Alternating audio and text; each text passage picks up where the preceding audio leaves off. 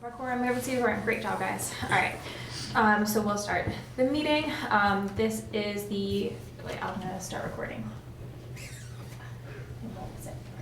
Recording in progress. So this is the meeting for the Master Plan Steering Committee, Wednesday, December 10th, 2025, 6 p.m., Ritter Basement. All held in accordance with open meeting law, being recorded and will be posted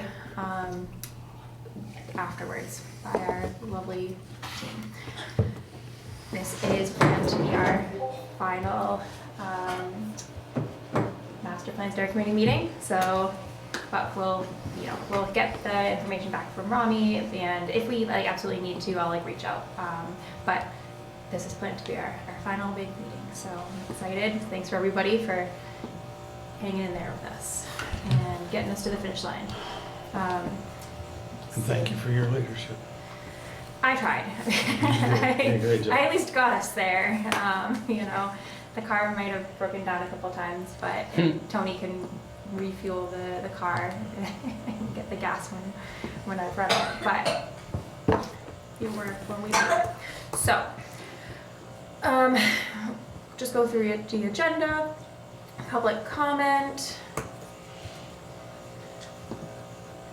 Any committee comment? Madam Chair, if I guess I'm technically supposed to be public comment, but if... Sure. You can definitely comment, whatever you would like. Thank you.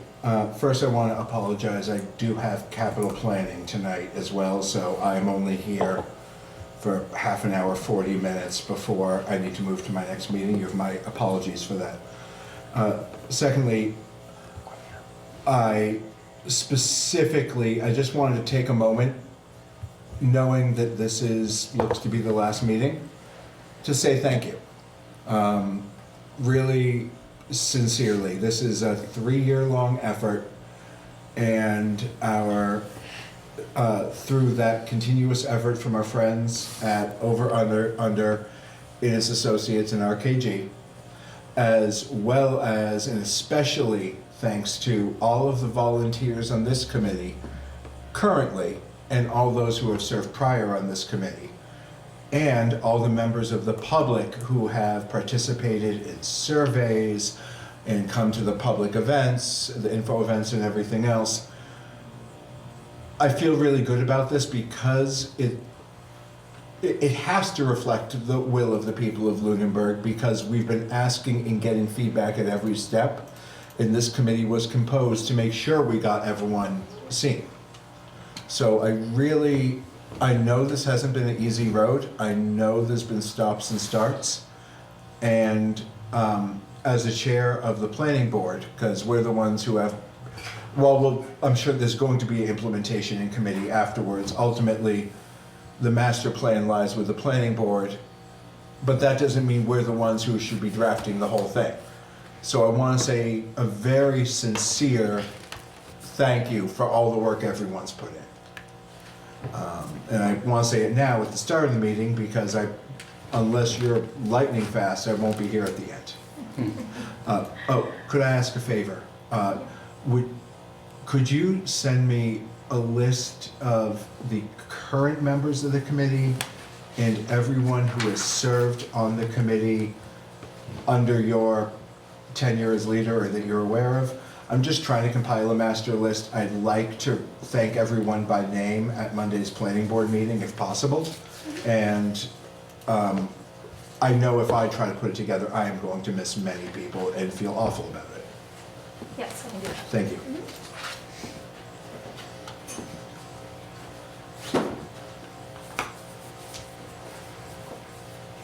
Well, thank you for that. So yeah, I'm not sure how long tonight's meeting will be, but we'll see what goes through the next 40 minutes or so. Okay. And then I just wanted to comment that I think that the town meeting presentation went well. Got some good positive feedback about it. And then always, no feedback sometimes is good. No complaints. I'm glad it was at the beginning so that we could move on to the other topics. But yeah, I think it was important to have that, to keep advertising this plan to the public for people who may or may not have heard of it, and then people who have helped participate, kind of see where it is now. So, yeah. And then thank you to Rami and Tristan for helping develop those slides. They're very helpful in terms of giving the presentation. So clear information. So pending meeting minutes. So this is going to be interesting. I'm not sure. So like if we don't have a master plan steering committee, how do we approve meeting minutes after this?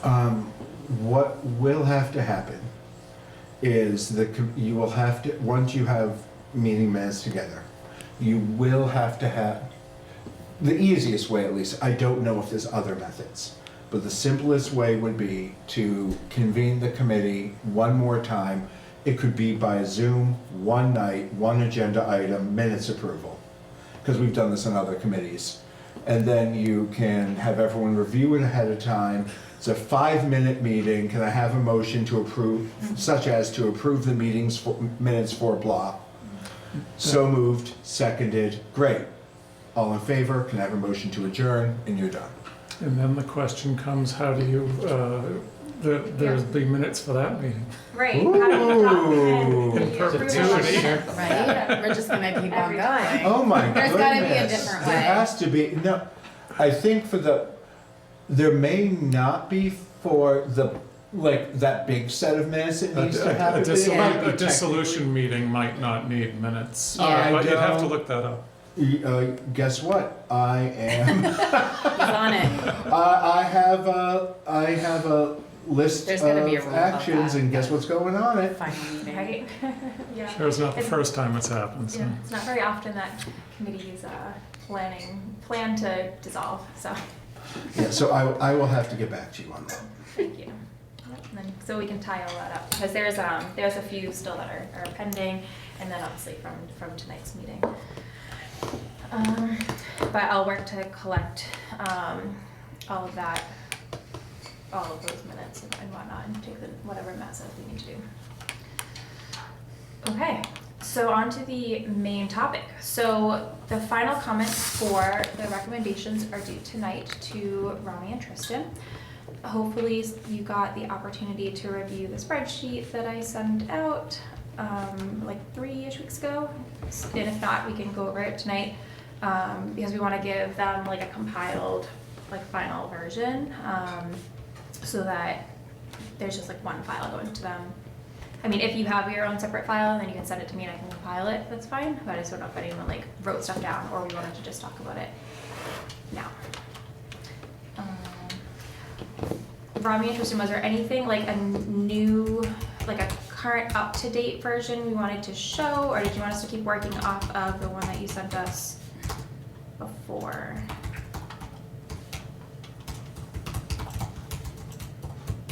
Sorry, I'm looking for the unmute button. Tristan, what do you think makes most sense? I guess question for you all is how many, where have you recorded your comments that you want to share with us? Yeah, I don't know why this isn't sharing. Mine are in this file. So I suggest we use that and we'll double check it against the one we've been updating and to see if things have changed anyways, does that make sense? Yes. Does that make sense to you, Tristan? Yeah, I think that's the most effective thing to do. This is at this point, slightly outdated version of the tabulated feedback because we've received more feedback and have done some development on the recommendations, but I think it makes sense to continue using this if this is the thing that everyone's had in hand for the last Well, I think couple weeks. if people reviewed them on, like obviously on the old file, like we should go over that, but I feel like it would be good to have the new like, if the recommendations have changed, like, why still hash through it as how it was written? We should know what it says now. But I just wanted to check, I'm having trouble sharing the screen for people calling in, just seeing, like, Teddy, can you guys see this spreadsheet I'm sharing, or is it just Yes, nothing? Yep, Oh, you yep. can? Okay. looks good. All right, thanks, just wanted to confirm. So, I don't know if maybe, if there was any like particular ones that we wanted to call out just to change or to talk about, we could do that, and then if it's changed, Rami and Tristan, could you tell us that if the recommendation is changed, so that we can take that into consideration before we start really talking about it? Yeah, I mean, well, there's two ways we could do this. I can be tracking it as we go and confirm if there's something that's been changed and share that, which might be the best way to do it. I could also share with you, Kim, the most recent files so that you have them sort of side by side, but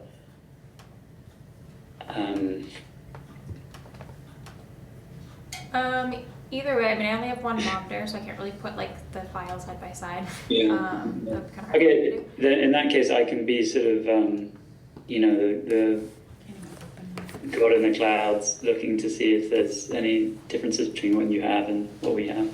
Okay, yeah, I just kind of just speak up if you're like, oh, that one's changed, and we'll give Yeah. you a second to look it up.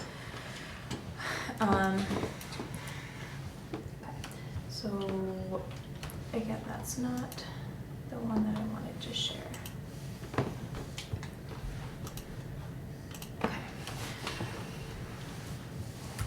Here we go.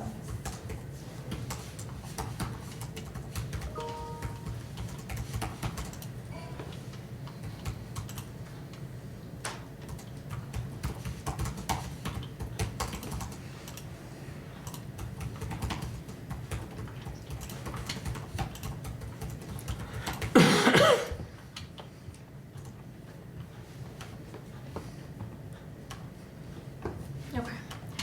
All right, so I'm going to start just to kick it off. I was wondering, so for column D, where it lists all of the different committees that we reached out to, I was wondering, so some committees responded back and like, hey, this actually isn't in our purview, like we should remove those because I don't want it to be confusing for anything in the plan of people thinking like, oh, we need to involve this committee when they've already told us that they're not included. And then I also was wondering if we should just include that, like the remaining ones that are actually involved, if we just combine it into column I when it says volunteers, and we can just list the committees there.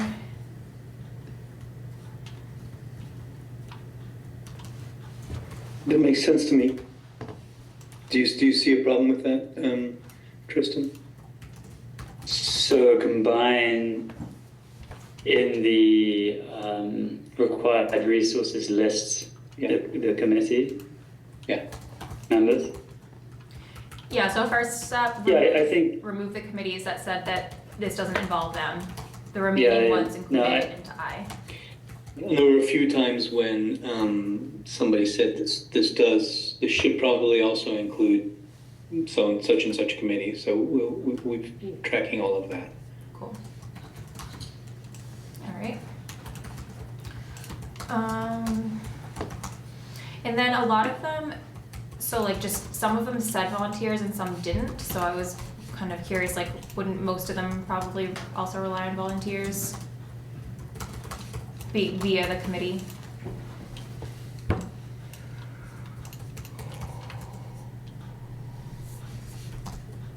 For column I. I just don't want to have some of them say volunteers and some not, and then it's kind of confusing, like why are some volunteers and some not when there's committees listed for all of them. No, that makes sense. Okay. I think rather than say volunteers, I think we should identify the committees. Yeah. Okay. For row 13, advertise federal and state first-time homebuyer programs.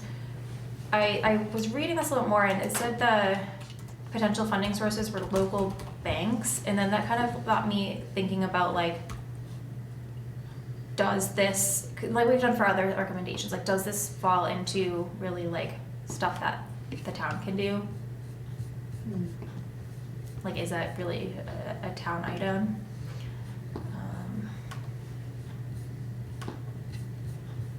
Unless it's really, the housing trust does do that, then sure, but we didn't hear back from them. So I don't wanna just like put words in their mouth. I mean, I think that the thinking was that, you know, if those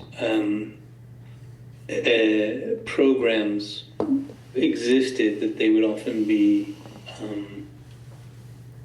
available through local banks.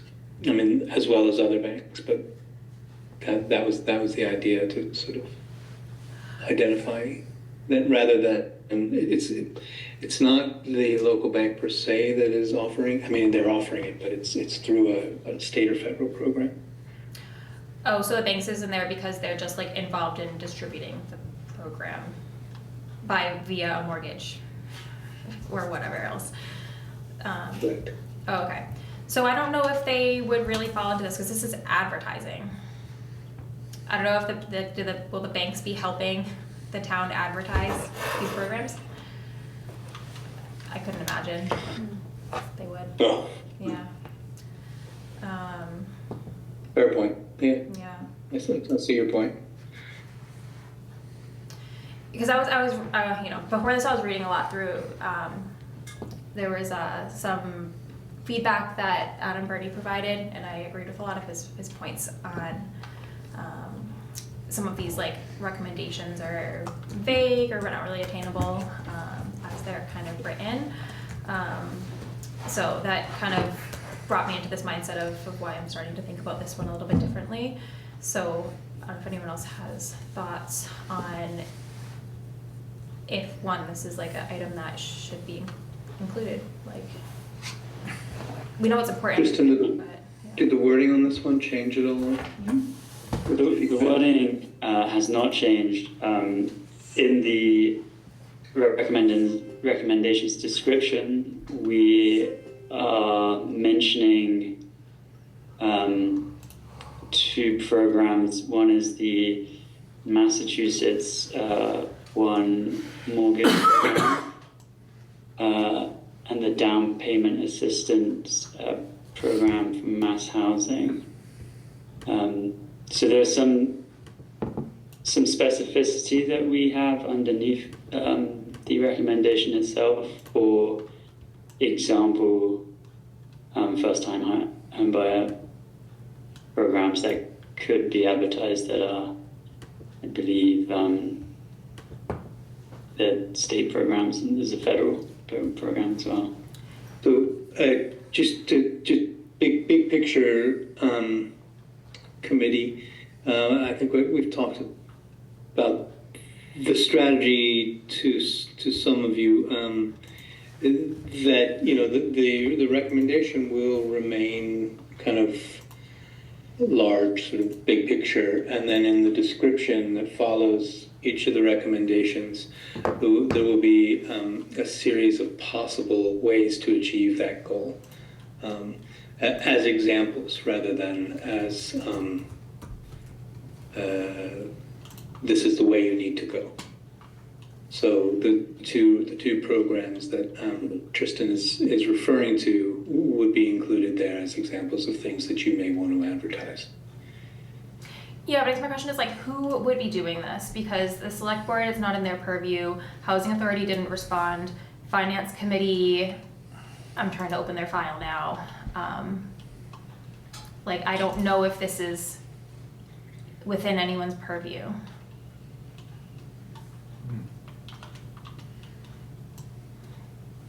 So we would be adding an action in here that we, Might not get done. right, like that isn't, Could it Or be anyone. the town clerk's responsibility to, I wouldn't really use the word advertise, but inform the public of the availability of these sort of things. So to put it on warrants, maybe to put it on social media, things like that, to inform the public that these programs are available. I don't know if I may, Madam Chair. Of course. Sorry. I don't know that falls under the town clerk's duties either. I mean,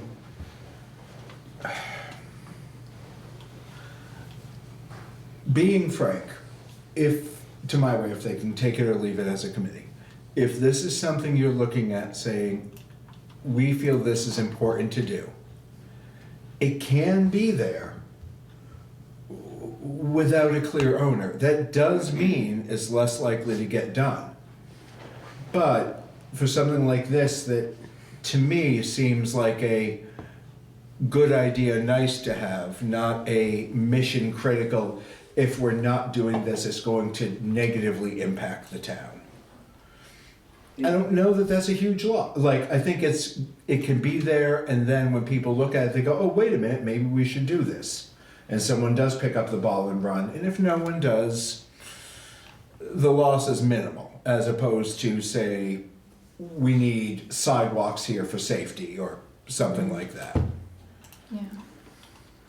And frankly, this is fairly low-hanging fruit.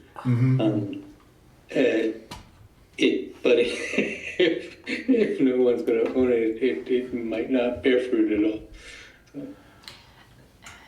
But I mean, typically this would fall under housing. You know, the housing authority would have some. I wouldn't be surprised if they already have some materials like this. The sort of where do you here's the here's some things you might want to know. You know, like even templates of information that already exists.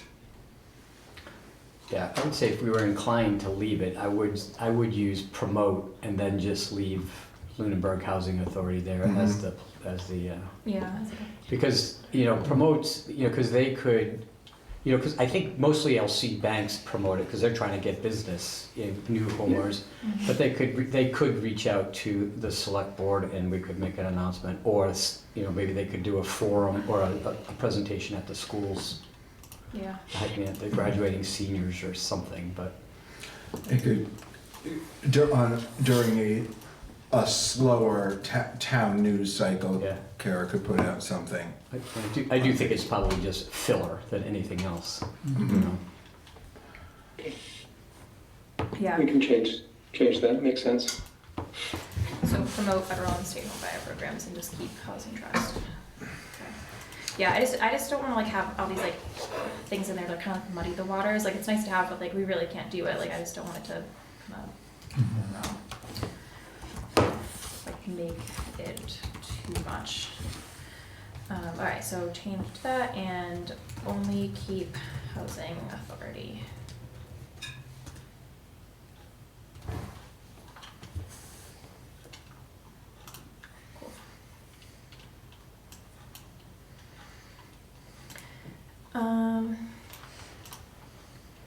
Row 15, it says inventory available state grants and funding. I was just curious, did we omit federal for some reason?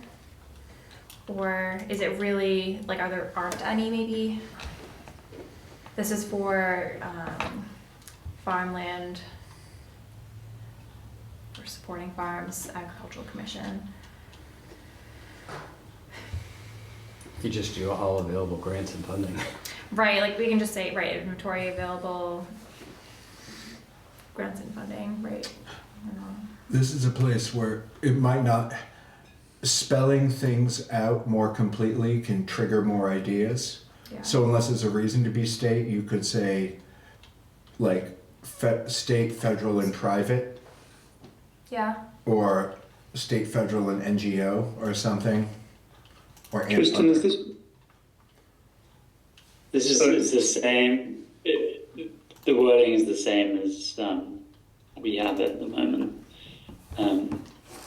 This is one of those.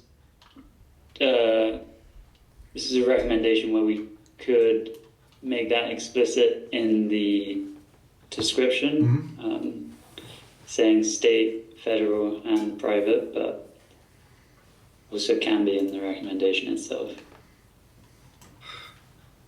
I'm also looking at Innes's recommended language here. Is that overtaken by events? Am I reading the wrong one? Inventory available state grants and funding opportunities and make them available to farmers online on the Agricultural Commission's webpage and through periodic educational workshops?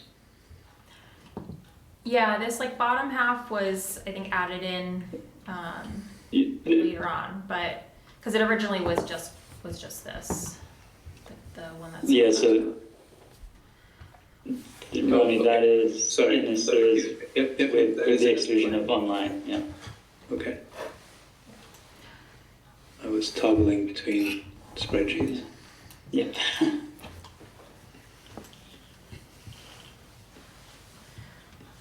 Row 17.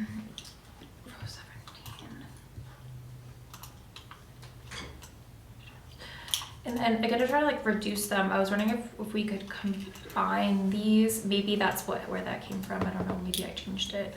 Oh no, I didn't. So instead of having this one up here about the funding, we could just change this one here to provide communication channels and workshops for farmers to access existing resources and grant programs, including then those two that you guys recommended in your, there was some comments about it, about the funding sources. So again, just trying to like reduce them so there aren't so many, you know, to muddy the waters.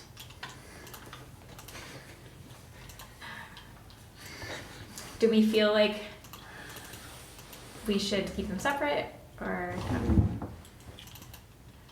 opportunities? No, doesn't super matter either way, but just... All right, so we can agree at I could least. make an argument. What? I understand your argument. I could make that argument if the desire is to reduce the number of overall recommendations. You know, communication channel could easily include sort of, I guess this, as currently worded, the inventory is a separate effort from the communication of that finding. I see what you mean. Okay, so like this is communicating all of these. So right, so maybe then this one's good because it incorporates, so it's like adding in that other part, being more clear about the types of resources, and then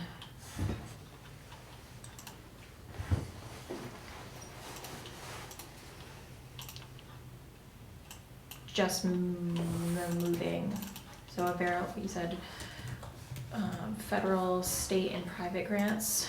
That you said. If we want to be more expansive, that would be. So I think Or just a grant. it does introduce, like, it makes you think more about like, okay, these are all the different options, and then it's like, oh, what other options do we have, or oh no, we can't do that, like just options Yeah. of that. Whenever you write three things, that is kind of a, I don't know if it's a cultural or inherent human brain thing. Either way, it triggers us. When there's three, we assume that that is not the entire list, that there's in fact more, and we should actually do some research on our own. Yeah, I like threes. Okay. All right.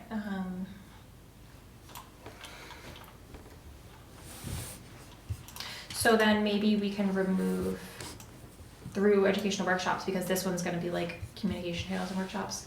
So this is more like work for figuring stuff out, and this would be for advertising and teaching. Or keep it. Might be good to keep it, because that, otherwise you run the risk of, okay, I've inventoried them, I'm done. Yeah. If someone's like, I'm going to do this, Yeah. there, I've checked off this one, and then when they go to communicate, it is not necessary. If they're being, they could end up addressed separately. Fair. Cool. 18, I just wanted to add in inventory and create a strategy for farmland, so it just seems to align with all the other ones of strategy making. Sure. Um,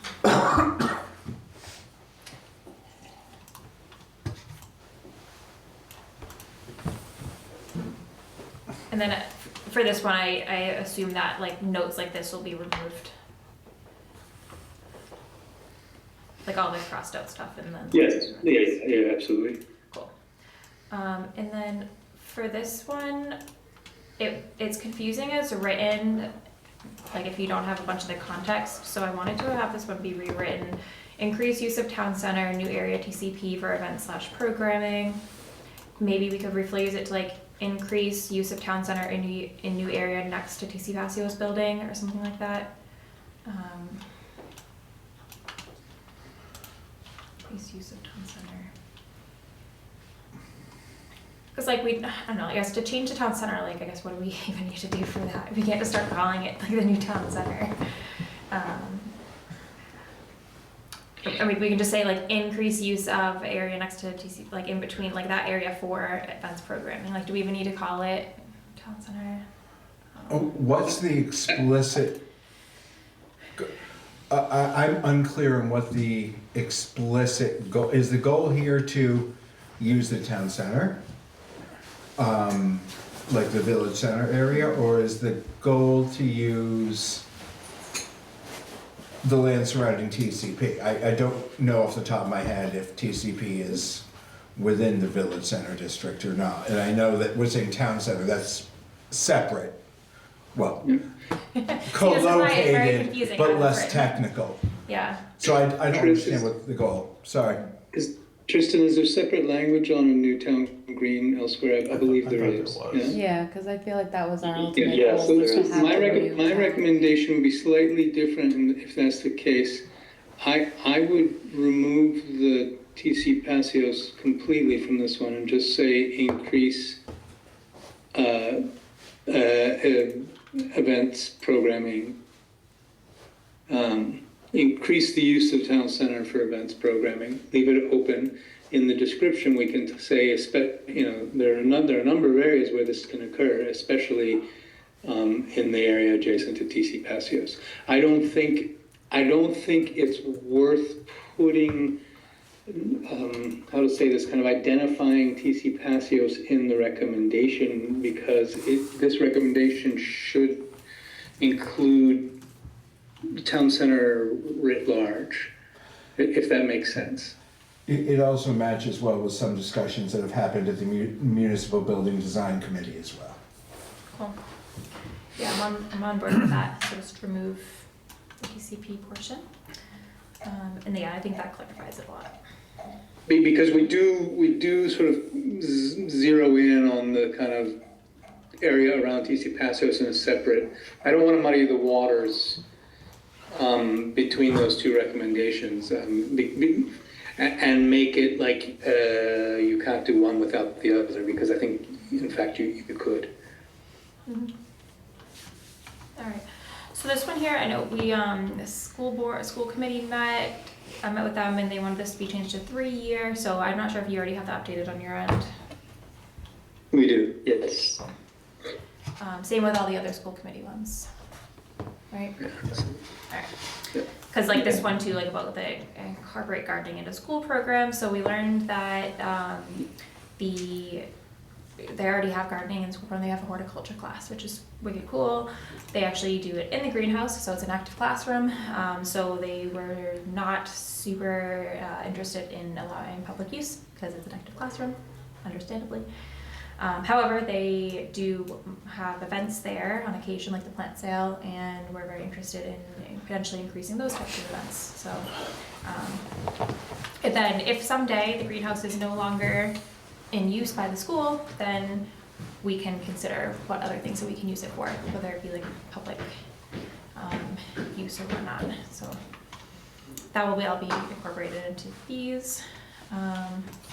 What did we end up with the STEAM program on Rami, Tristan?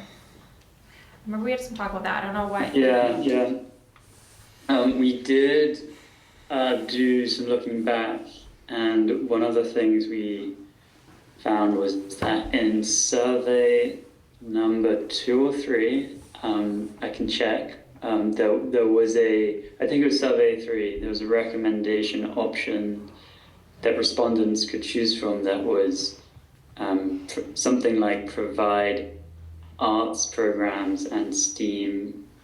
So I'll find the full thing so that we know exactly what it is. And wasn't there also a reference specifically to drama, arts and drama? So that there was on behalf of the person who articulated that desire, it wasn't just science, technology, engineering, and math. There was sort of the arts component. Okay, so I'm hearing maybe it focused more on arts. Is that what we're saying? Well, STEAM includes arts. It's science, technology, engineering, arts. Yeah, we had a long check-in during one of our check-ins between this meeting and the last Master Planning Steering Committee meeting. We had a long chat about STEM versus STEAM and what was this. What was the origin story, so to speak, of this particular recommendation? And it came from the community, and it spoke specifically to kind of including the arts as we interpret the comments. Yeah, and one of the comments that the school committee had was like the STEM program is required to be funded in a certain capacity. It has like a minimum curricular requirement from like the state. So this would be like on top of that. So just to kind of clarify. And it's, yeah, like it's not I don't think there's an arts requirement. So I think our conclusion was to propose a change to explore funding options for additional STEAM programs as part of school budget. Yeah, okay, so what was it? Explore funding options for additional STEAM programs. as part of the school budget? Mm. Okay. And just to confirm, in survey 3, so for one of the questions, one of the options we provided for respondents to choose from in order to support this goal 7, was to fund school art programs and STEAM. That was the full terminology. And arts, I don't want to assume, but that would include music program.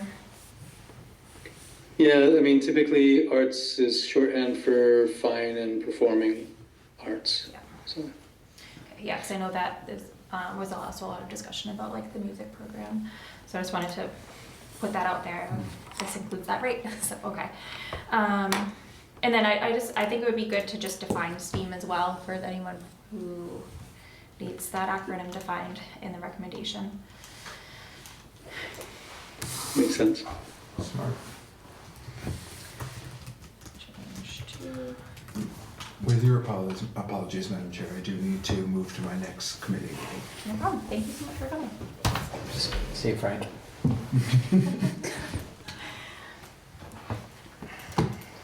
Okay, next one here, so a lot of interest in the trades program, school committee indicated. We actually are in agreement with Monty Tech, so we cannot have our own trades program. However, we might be able to, if there's interest, kind of add in some part of the agreement that like we could have additional exposure to the trades for students in Lunenburg that aren't in the Monty Tech program itself. So we should change this. That isn't create a trades program, but I think there was some recommended verbiage that Rami, we discussed. Yeah, I think we agreed, explore options for creating greater opportunities for Lunenburg students to engage with trades programs. So rather than create a trades program, sort of explore options for creating greater opportunities. For students to what? engage Yeah. with trade programs. In trade programs. Yeah.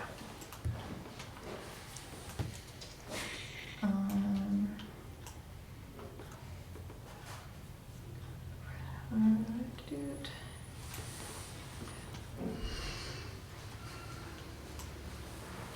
And then I'm not I didn't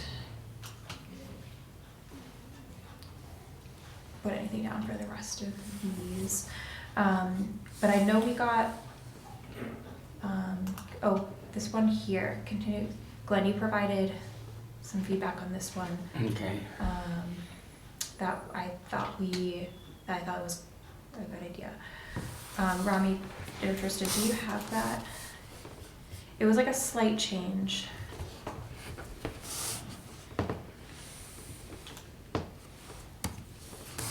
Yeah, I think it was the first word Yeah. that I can't see.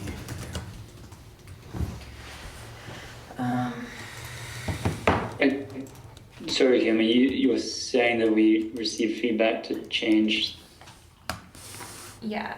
the. I sent it. It was just to modify the wording, which I thought was a good idea. I think there's something along the lines where it says continue to be a green community in good standing. It was like continue to like embrace or pursue. Yeah. I mean, I know this isn't a document that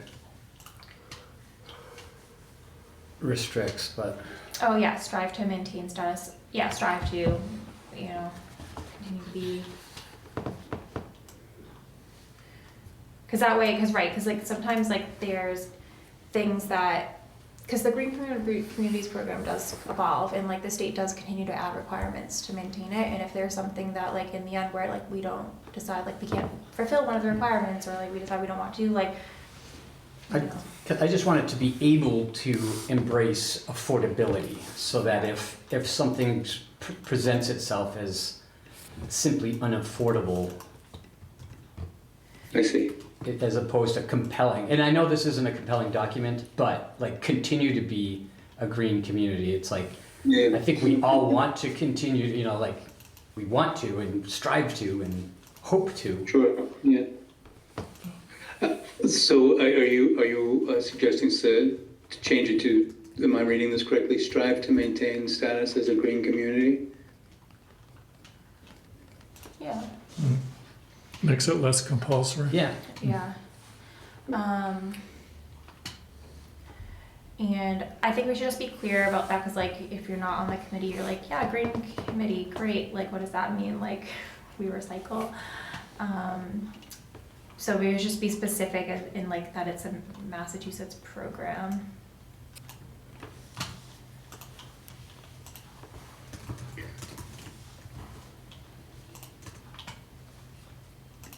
Yeah. Yeah, I think that makes sense, and we can include that language in the description of the recommendation. Perfect.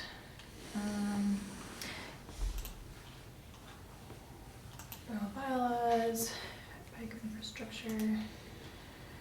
Sorry, Kim, do you mind just scrolling back to the change Yes. for the green community? I think also, Tris, we should make sure we get a copy of this as well, just so we can double check. Yeah, we'll send it to you after the meeting.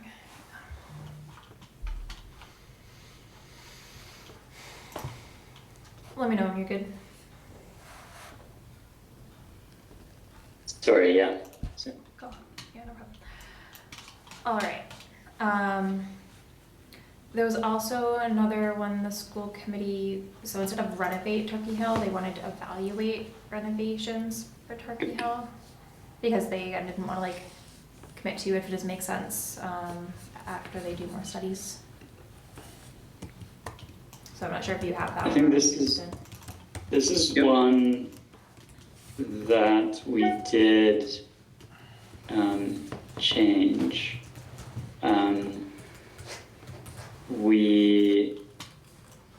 I think we combined it with upgrade school facilities to meet accessibility standards. And then in parentheses, i.e. upgrade Turkey Hill.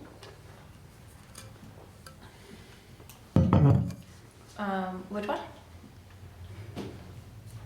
So so renovate Turkey Hill got consolidated with another recommendation, which was upgrade school facilities to meet accessibility standards, i.e. upgrade Turkey Hill. So I'm just wondering which one that would be in your sheet. Yeah, we have it in row 72. So did we then want to just remove this one because it's incorporated into the other recommendation? I think that would be my recommendation. I don't think it's helpful to have it twice. Well, one's saying renovate though, and one is saying upgrade, right? Renovate. That's two different things. Right, like one is just for accessibility. Oh, I think if we were to upgrade it, it has to meet accessibility standards. So I think that's where the conversation kind of went a little bit too. Well, if we renovated, it would have to as well.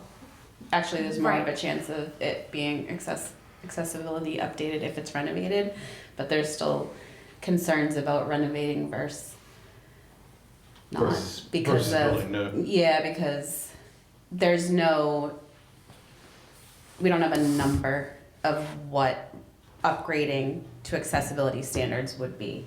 So that's where the vagueness lies. So I don't know if I don't mean to further confuse things, but weren't we going to include Turkey Hill as a priority project in the municipal buildings facilities section? Yes. And if I think that's why we. If so, should we be referring to it at all in this section? I think you should do it in both, because this section we're talking about schools, and I think that based on the conversation we had last week, we talked about Turkey Hill is really the only school that doesn't meet current accessibility standards. So I thought we were going to basically say maybe get rid of that, the upgrade school facility to meet accessibility standards, and concentrate on the piece where we talk about renovating Turkey Hill School.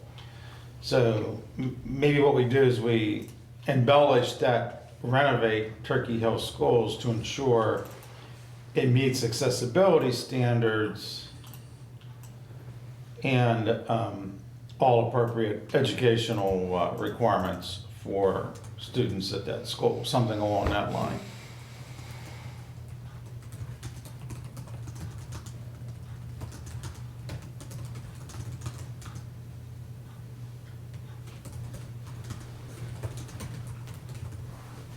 There you go. What did you Yeah. write? I can't read it. Sorry. Yeah. It says evaluate renovations for Turkey Hill to meet accessibility standards and is appropriate for the student population. Yeah, and then get rid of the other accessibility standards line item. Yeah, because that's No, the you only know, other there- reason why we would renovate is to. Right.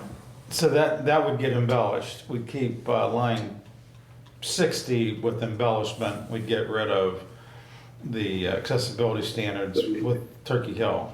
Yeah. What line is it, Kim? That is, I do not have it memorized unfortunately, 72. Okay, so get rid of that one. Okay, that makes sense. Yeah. And then that's- we're keeping the other one in the municipal building section. Yeah, well, Does that Yeah, also say because renovate? I can't remember the wording. it's just, I think all it says is Turkey Hill. Okay. Yeah, It's just identified as a town priority. Priority. Yeah. Yep. yeah. And it doesn't go into the renovate new.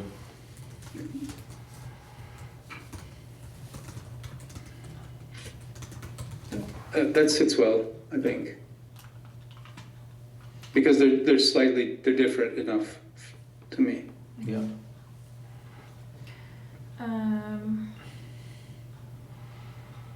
Okay. Some other ones. Where did we end up with anything about the Brooks House? I know the library trustees provided feedback on that. Just wanted to make sure that there wasn't any changes required in terms of like verbiage or making it clearer. Yeah, where is that? So this is the green space. Maybe it was more related to the municipal building, and Yeah, there the wasn't. Brooks House is kind of south and east of the library. Yeah, so maybe it wasn't so I don't think it impacted any recommendations in this list, so. No, and we actually still have a current special town meeting resolution that the town consider leasing or selling the Brooks House. That has not changed. Now, the library had concerns when that went up for a town vote, and the library still has concerns about the implementation of that. Mm-hmm. But it's still in the mix, you know, and I think it would be, the one thing that's changed is that there was a lot of discussion about the Brooks House being, you know, going back to the schools, but that ain't gonna happen based on Dr. Fortuna's comments.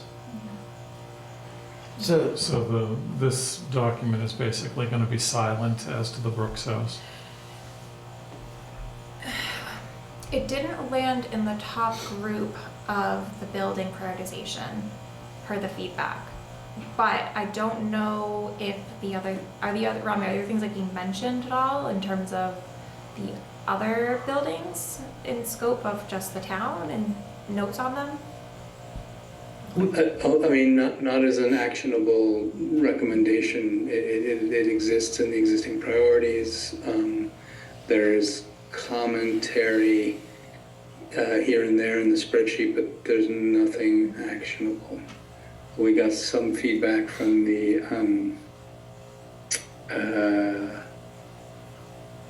Architectural Preservation District Commission.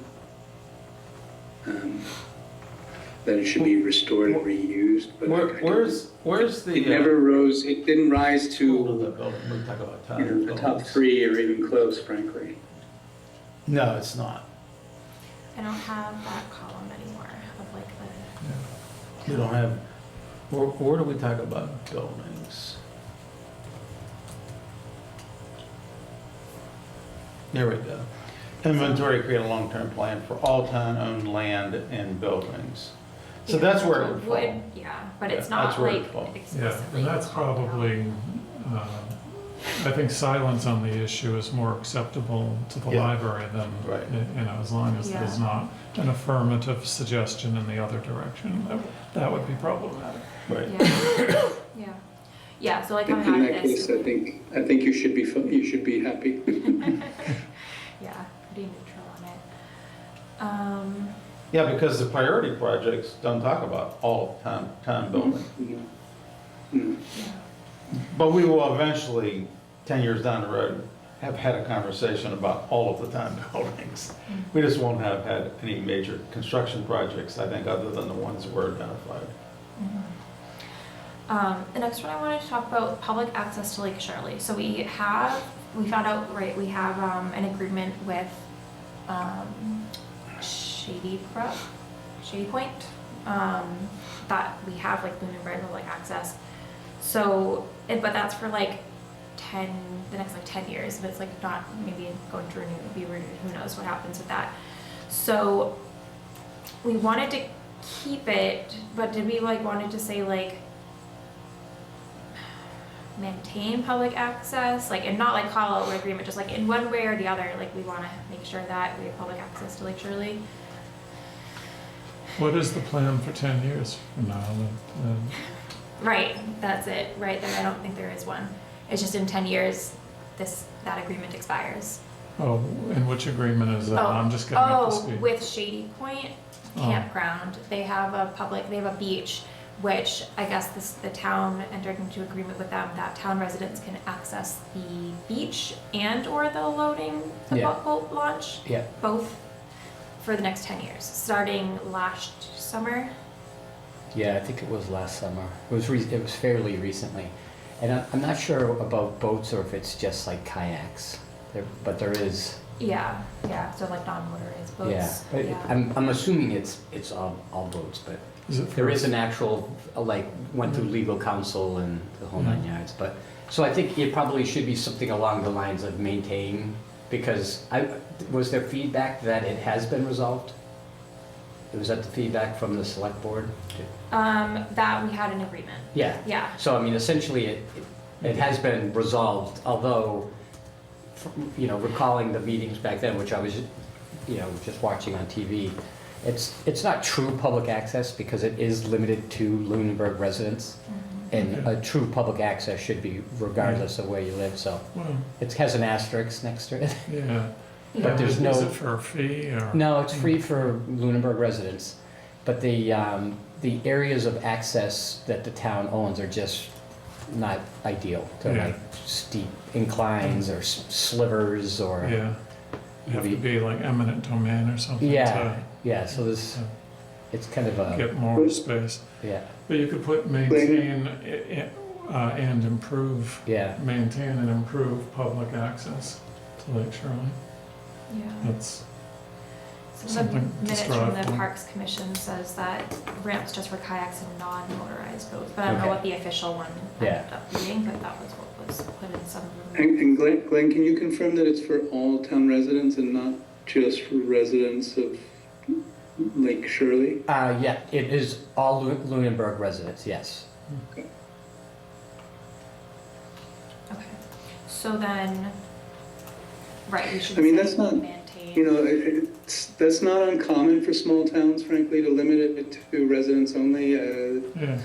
The town where we live in New Hampshire does something similar with a small lake. Yeah. And I think that's strictly because it's not even our property. It's like, Yeah. they just don't, because they're a business, so they don't want it a true public. Yeah, they, right, lose a livelihood. They're very generous to, strike that deal with the town. Okay, so do we want to say maintain public access for Lunenburg residents, because that's kind of like a minimum, Yes, you get rid of the word public, maintain access to Lake Shirley Yeah. for Lunenburg residents. Yeah. You don't think and improve to potentially get better access than what we have now? Well, this could do that, right? Like, it's just maintain it in some sort of way. So I guess, the option would be like maintain and improve access. Is that kind of what you're suggesting, like maintain? Well, because I think Glenn's saying it's not very accessible. Yeah, but They're allowing people there, but not everyone can necessarily use the access. It's just yeah. steep and. Yeah. Oh, I thought you were talking about like the part that Lunenburg does own. No, the access. part we have access to that's on the campground is fine. It's like legitimate beach, legitimate boat launch. Yeah. Yeah, it's as accessible as it could be. Yeah. But the reason why we have this agreement is because the town-owned lands elsewhere around the lake are Yeah. just Isn't- undesirable. They're like just oddball pieces. Yeah. It would be like $10 million to put in something that was accessible. Yeah. So I mean, I certainly don't think there's anything wrong with trying to improve, but I think that would involve buying property that would provide us the opportunity to make a public beach and Yeah. Buying it from residents. Right, you right, mean? yeah, you'd have to require property. Yeah. Because the town was committed to trying to get true public access. Mm-hmm.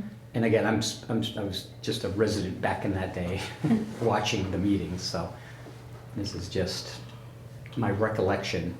Mm-hmm. But it was just not possible to do with the current property owned by the town. Yeah. Hmm. Yeah. I think it's as good as it's gonna get. Yes, without buying Right, the right. campground. Right, Yeah, right. I I mean- think it's as good as it's gonna get. Do we want to add in just for funsies? Because like Whalum, we also have access for like residents. Like it's not like right, you have to buy a thing and it's already established That beach. could be improved, yeah. Yeah, but like we also want to like, we don't want the town to sell it, like, we wanna keep that. So I don't know if that's something we wanted to, like, kind of state in here as well, like, not just Lake Shirley, like, we also want. I'd say focus on Lake Shirley. Yeah. The beach is, And I believe, the town beach, Someone might wanna sell sorry. the beach. no, We don't want, yeah. we actually have language in the recommendations to, get better access to the beach, better parking, better handicap access to the beach. So the master plan is bringing Already up, covers it. improvements to For the Wayland. beach. Yeah, Yeah, for Lake Whalen. right. Okay. And I don't think that. And actually, you don't have to be a resident. You can buy a pass, not as a resident. Like Right. I can bring someone that doesn't live here. I don't know how Lake Shirley does that. Do they allow guests from out of town to go? I don't know, but they seem to be a very friendly business. Like my son went down there and got his pass so he could put his kayak down, and they didn't take his information or anything. Yeah, They're just they're like just nice. they're They need super check your nice. driver's license. Yeah, no, they were just very low key, very lax, So, I mean, I think this one really, originally, the way it was presented was completed. Like, develop, it's Yeah. like, it's actually someone who mentioned that may have not known that it actually was completed. Yeah. So we're kind of, by saying maintain, we're kind of adapting it. Yeah, to, I didn't even know about That's- it. I mean, Glenn, I not think that you're I absolutely right. I don't think much, that's, yeah. I think that's the kind of origin story behind this one, because or at least when either the person didn't know or it was still in flux. Well, it's really at the new. time. It's only Yeah, been a and- year, and it right, was- last summer, so. Yeah, they finally came to, a resolution last year, and it was a culmination of, I think, of a years long, so I'm sure someone just figured it was still ongoing, but it had been resolved as best as it could be.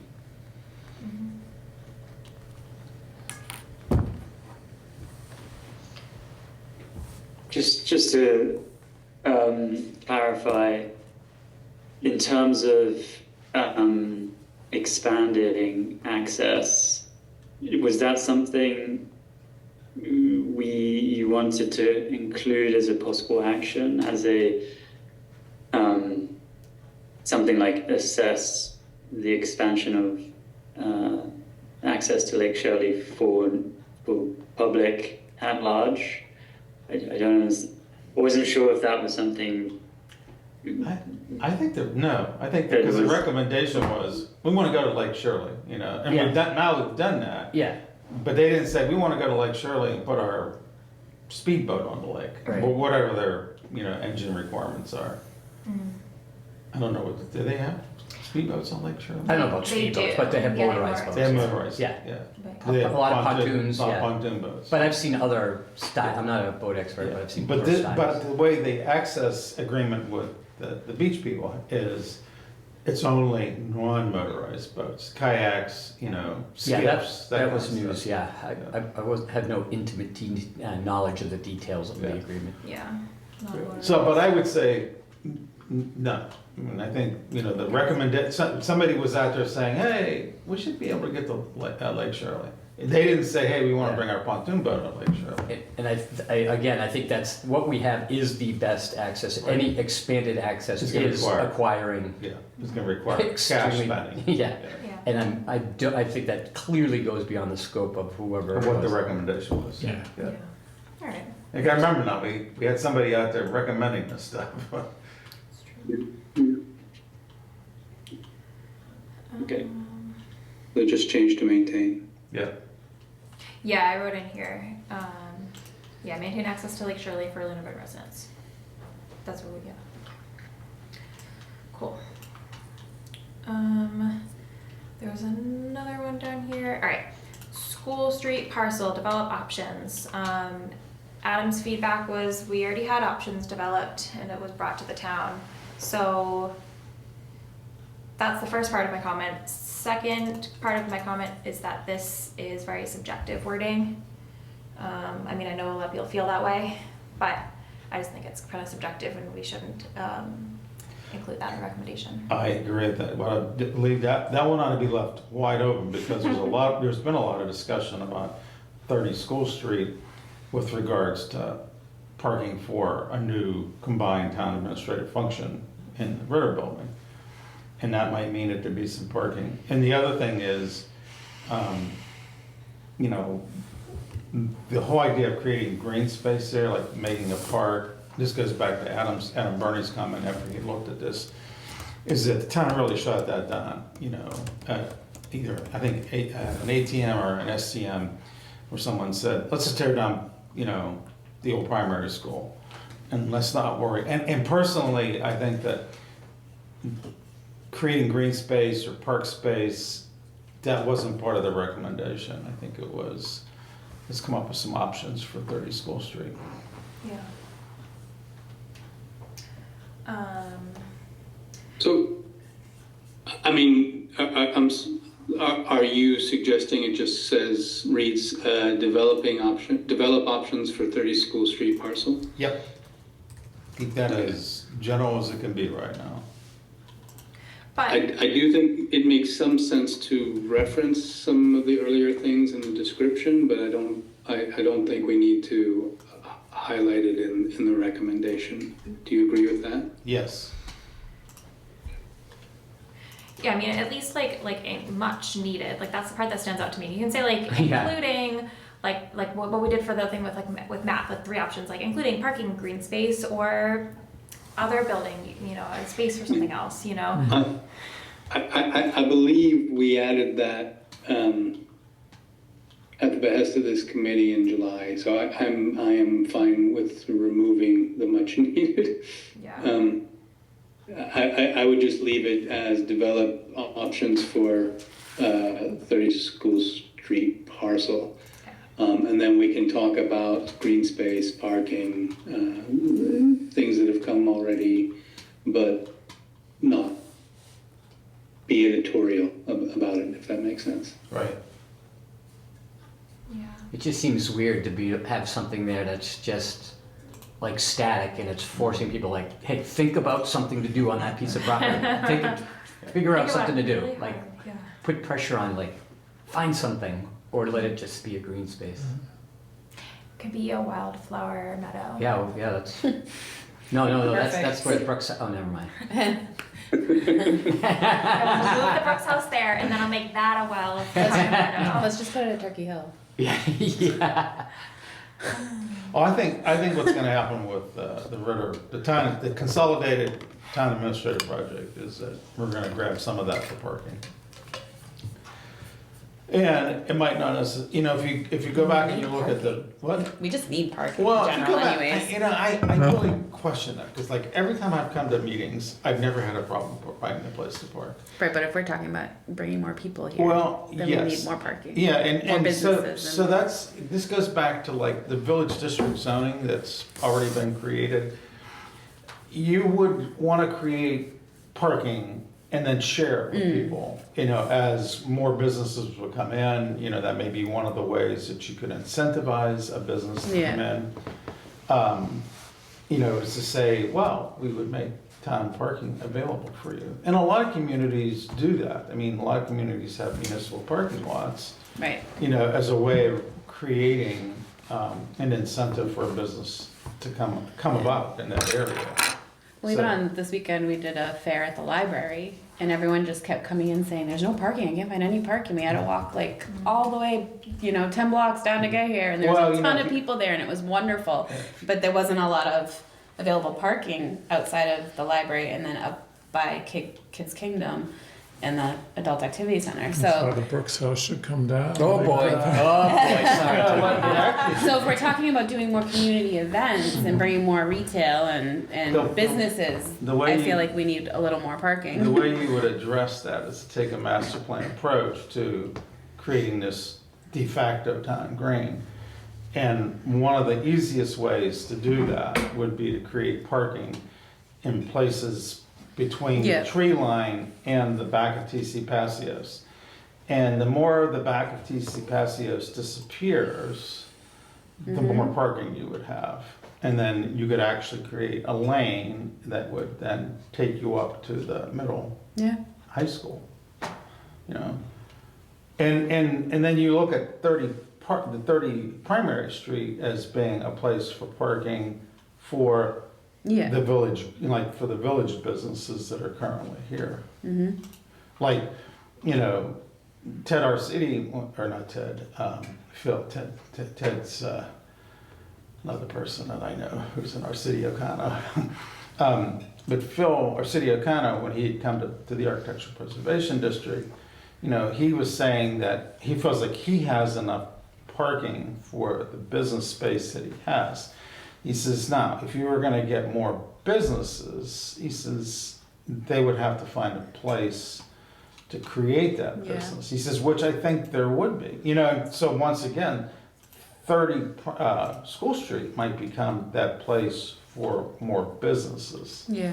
You know, I think that once again, leaving that develop options for 30 Street, Yeah. School Street parcel open is, I think, a good recommendation. Yeah, so there was a, What was really crazy, and this goes back to not having a plan, is that the select board says, we gotta tear down primary school. And then to justify that, I think they said, oh, we'll turn it into a park, which was insane because it was not an appropriate place for a park. And that's the reason why that And there's a element, park around the corner. that's the reason why that element got whacked out by the town citizens at that town meeting. And if you had a master plan, you would say, all right, so what do you do with 30 School Street that makes sense for 30 School Street? Is it parking there? Is it space for some businesses? You know, that's the thing that was, you know, that has been completely missing in a lot of these discussions. And why this master planning process is so important. You know, and just like the discussion about parking for the Eagle House. I mean, the Eagle House may need more parking, but getting rid of a playground and putting parking right next to the Eagle House, is that really the right thing to do? I mean, I think once again, you'd say, let's look at the needs of the Eagle House and its parking requirements in relationship to this whole idea of creating a town green, which we've been doing, you know, Yeah. and we've been having events in that space. We just have to be careful because there's never been a proposal to get rid of that playground. I know, It might I be know. move it like 10 feet to the left, Yeah. or 20 feet to the right. Right, Or, you know. but once again, and that's exactly right. Yeah. But once again, it's like you should take a master plan approach to what do you do for parking? What do you do for the playground? Like one of the things. Right, it all goes together. It's like Yes. pieces of a puzzle. You can't Yeah, just say don't- we're gonna put parking in and then not Yeah. have a plan for the playground. Right, You know, is right. it, are we gonna move it? Right. Do we need to Right. change it? You know, like, And see, I'm going back to a master plan approach that might even include the Brooks House, is that we keep saying we want to have more things for people to do. If you lease the land and the building to a business that might be something that's attractive to people, now we've got some more things there. That might bring more customers to the library. You know, so, but once again, I think that's why this is so critical, is that we should have a conversation about all these pieces, not one piece at a time, like what the town has been doing for God knows how long, since, when was that, the current plan, like 2004? oh That's yeah, it was 20 like years ago. Yep. You know, and the towns are making these knee-jerk reactions. Now, you know, they could have kept the school, primary school, they could have leased that to a developer or sold it to a developer and had, you know, housing put in there. Which, you know, we've been running around saying we need to have more modern, Options. more dense housing. 30 School Street would have been a perfect place for that.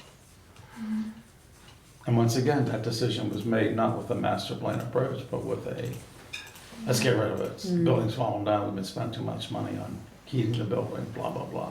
So, okay. Yeah. So I was just considering, so back in the 2022 special town meeting, a green space proposal for 30 School Street was voted down. Yeah. Okay, so, Right. so then we still want to keep this in there because it's something that people want even though it's voted down. We want something, well, are you talking about the language of parking and green space? I'm for taking that out, I'm just saying, develop Yeah. options for 30 School Street parcel, period. Okay. So, Rami, what's your response to that? Too Well, general?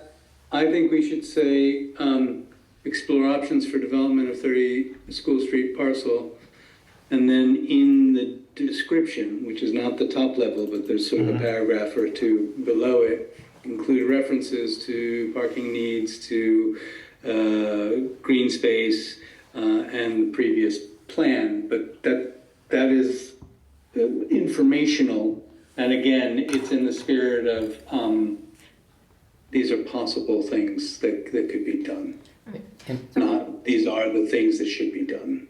So it's like, what I'm wondering is like, why are we calling this one out specifically when we have row 56 that says inventory and create a long-term plan for all of these town land and buildings, when like School Street didn't even show up as like on the priority list and these other ones did. So like, I just don't want that one to appear like a higher priority because it has its own recommendation when we already have one that kind of like would cover it. Yeah, that would fall into that category. Town And then and could land. we could True. put School Street as the description, part of the description.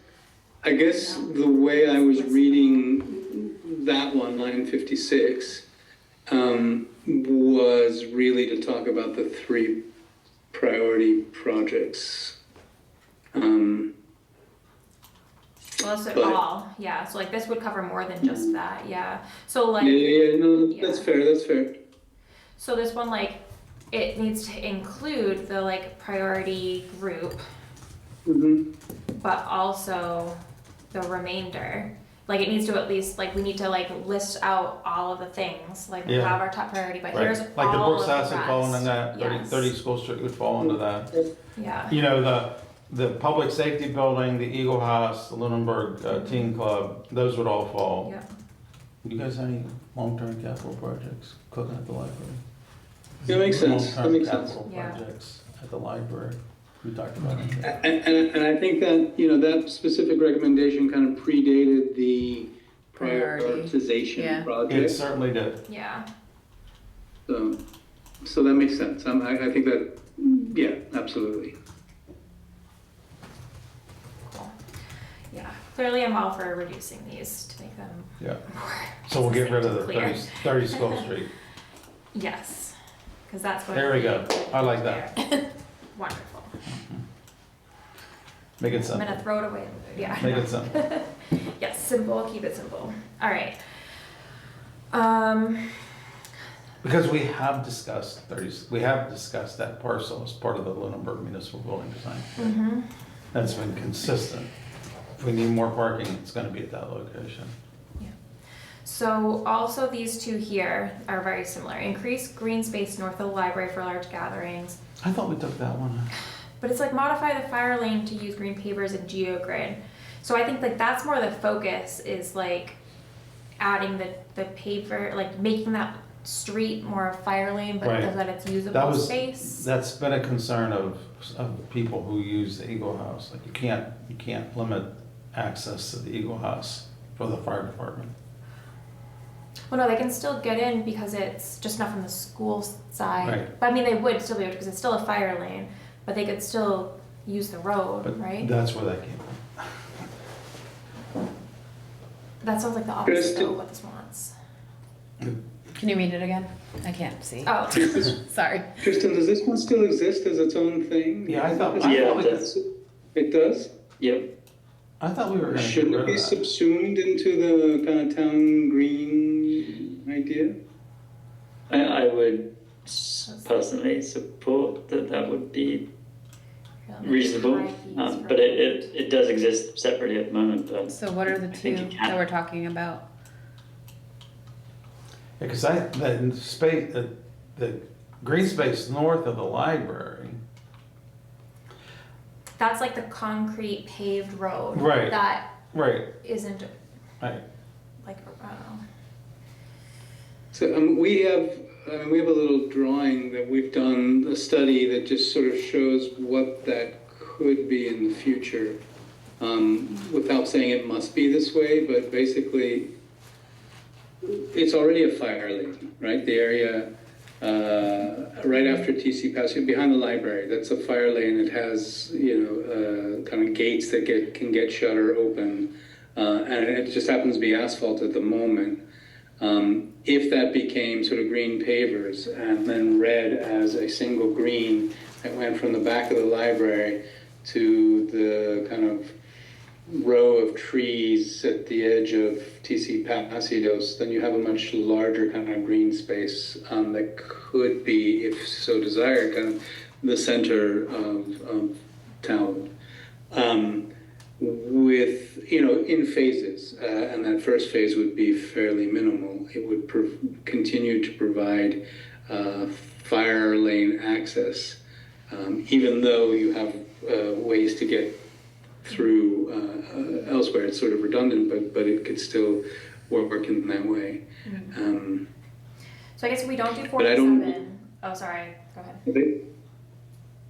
I just don't know that we need to have a line. I don't know that line 52 is necessary. I would agree. On its. Yeah, on its own, that's where I was thinking too, like, because if we don't do 47, if we don't, like, continue to use that area as a town green, or, like, as one of the town greens, whatever, why would we bother to do this to make more space? Because it's like, it's fine as it is. So, do we, just so that, like, the thought doesn't get lost, like, I think it should go somewhere, like, whether it's in the description or just to combine these two, like, assess the development, the town green, in that area. And then I also want to talk about, like, is this the best way to describe that area, including considering doing this, like modifying the fire lane using green pavers and garage fire in the geogrid. I think both thoughts need to be there, but not necessarily separately. Yeah. So that's. And I imagine that I personally I don't think that the geogrid language feels to me so specific that it's not in the recommendation. The recommendation is sort of a larger idea. It's in the sort of description that follows the recommendation, right? As almost like a So you phase could- one. You could say they assess the development of a town green between DC Passios and increase the green space, and then in the description, give examples of Yeah. how we might do that. Exactly. The real issue is, in my mind, is that you don't mention the library as a component of item number N47. They're all connected, the library, the Eagle House, the DC Passios, that whole component is a part of that development. So maybe we could just add that where it says TC Passios and Adult Activity Center, just And put the the library, library in there as yeah. well. Yeah. Yeah, I agree. This is around the town green. And then get rid of 52.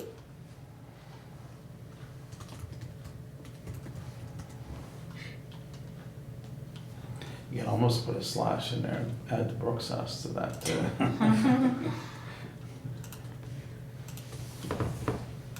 Because that's another piece of town building that's connected to that. Can't tell if you're being sarcastic, if you really want us to put it in there. Yeah, in a way, I'm not sure about that, Tony, because it sort of sits off, the Yeah, it's not area connected to in the my green. mind is It's kind of library bounded by adjacent. Yeah. the library in the south, the TC Passios in the east, and the Yeah. Brooks House is kind of a little bit further afield. But if it's a grass plot, then it's connected.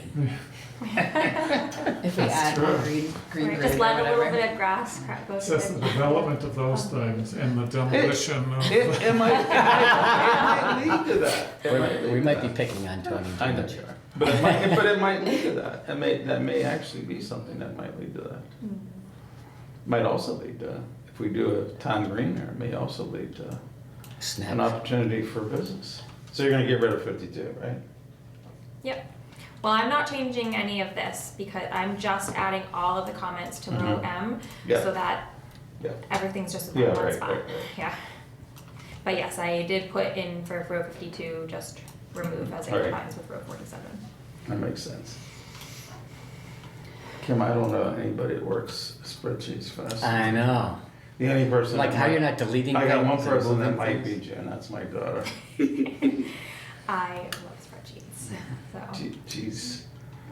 She does spreadsheets with spreadsheets. oh yeah, pivot tables, conditional formatting. Yeah, she does that. I just got a headache. That's when I'm watching her do that stuff. Yeah, it's the only way to organize information. It's fine. But In my mind. you're pretty fast. But if I had my two big monitors, Yeah, you'd be- I had my whole setup, Right. unstoppable. Okay, so, let's stop. Yeah.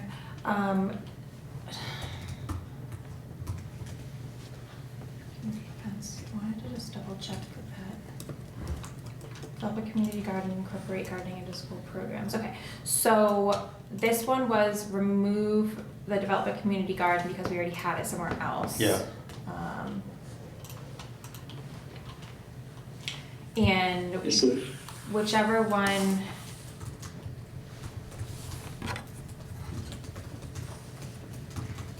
Let's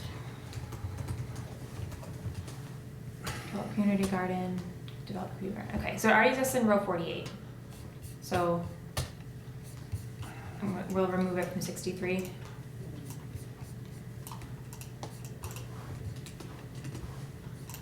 I think that's what we had agreed to. Right. Okay. Is that? And then instead of incorporate gardening into school programs, did we just like remove this or rephrase it because it's already incorporated? Oh, what did I think we removed it. Yeah. Tristan, correct me if I'm wrong, but didn't we, I'm trying to follow the notes on our spreadsheet, line 2. Because it's in this one here. Yeah, that's it. 60. That's, we got rid of it there. Yeah. We got rid of it in 63 because it shows up in 64. To remove. So Yeah. community garden is for 50 Yeah. and gardening in schools is in proposed 64. Okay. Alright. Go back over the, because I remember, go back to the one where it talks about the greenhouse.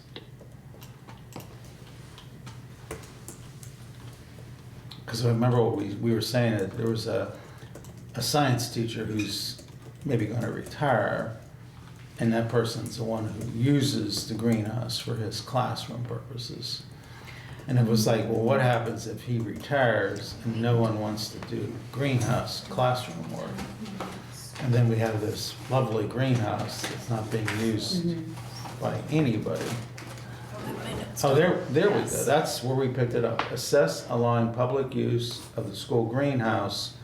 And then I think there was a lot of discussion about making sure that that could happen, to develop procedures. If so there that was no that- longer classes Yeah, happening, yeah. Yeah, that's Because they- what. yeah. So get rid of 64.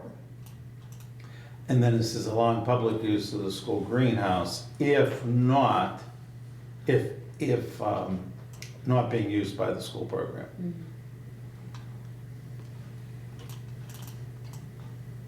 Does that, Tristan, does that track?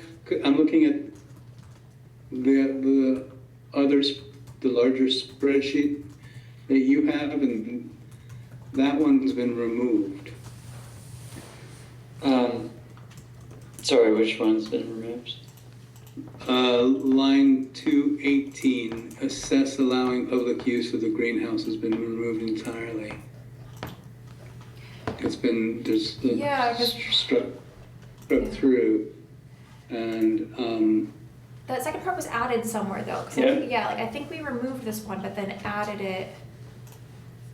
yeah, I think we did the opposite of what we just were discussing. Was, So remove, if the issue is the greenhouse is used by the school.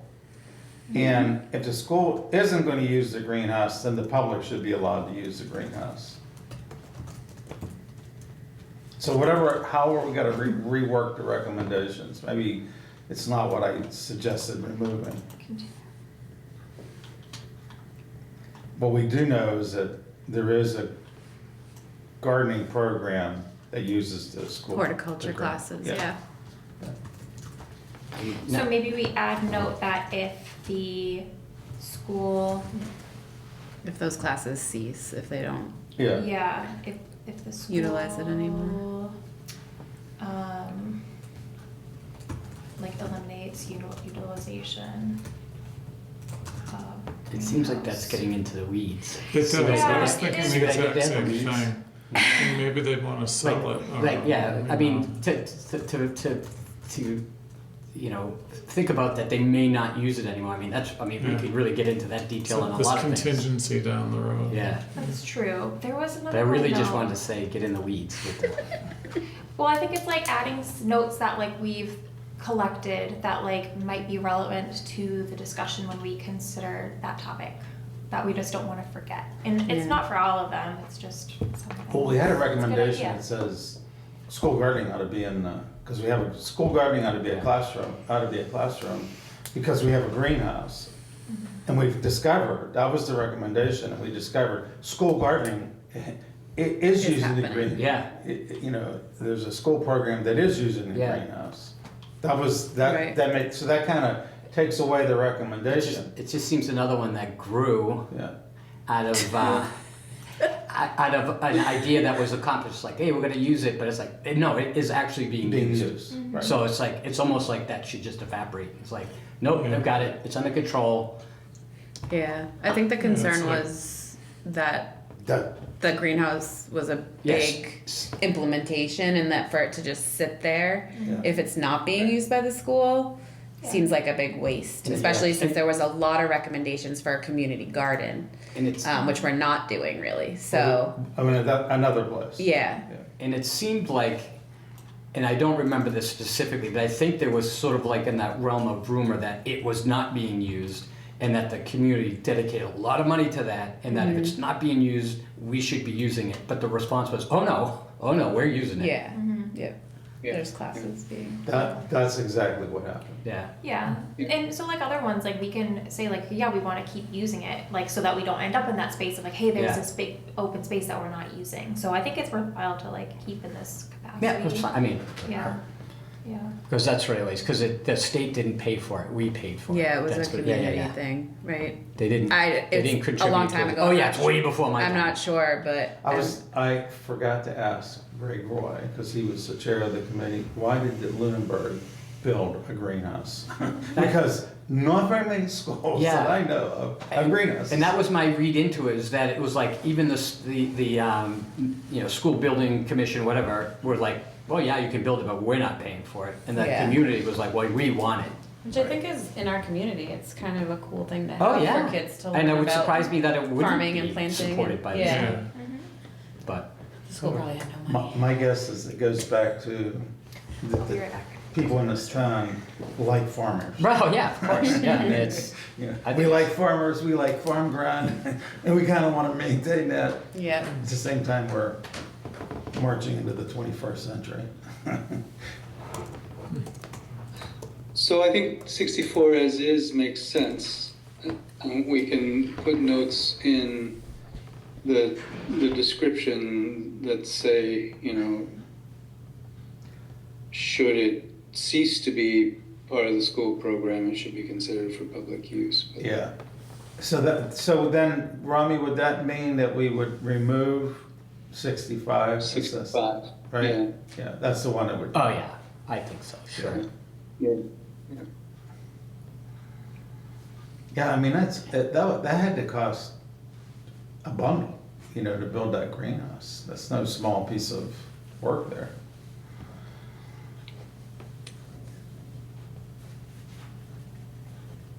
And especially, you know that the state didn't pay for that. Yeah, and and with 64, you could even do like continue to incorporate gardening into a learning process, or the learning using the existing greenhouse, like school programs is dictating what the school does. I mean, the school does what the school wants, Yeah. what they want to do. Yeah. But if That's it's- true, because if the school wasn't using it, someone could do like a workshop there, yeah, or just like, you know, a volunteer type thing, or. But I think, yeah, just leave it. I'm gonna text Greg Roy right now. I'm sure he's just sitting at home on his couch. He's not like doing a presentation at some planning board somewhere. It would be one of the few nights that he wasn't. Right, that's what I mean. Great, you're free. Okay.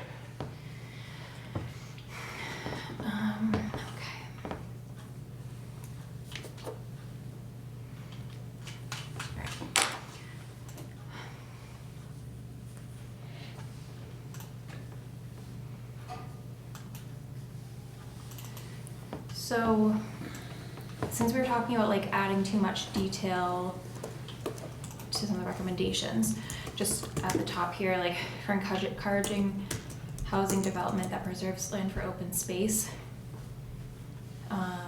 Revisit increasing limits on lot sizes in some areas. Like, yeah, including apartments. I think these ones are fine. Continue to provide and expand eligibility of tax relief. Temporary dwelling. Yeah.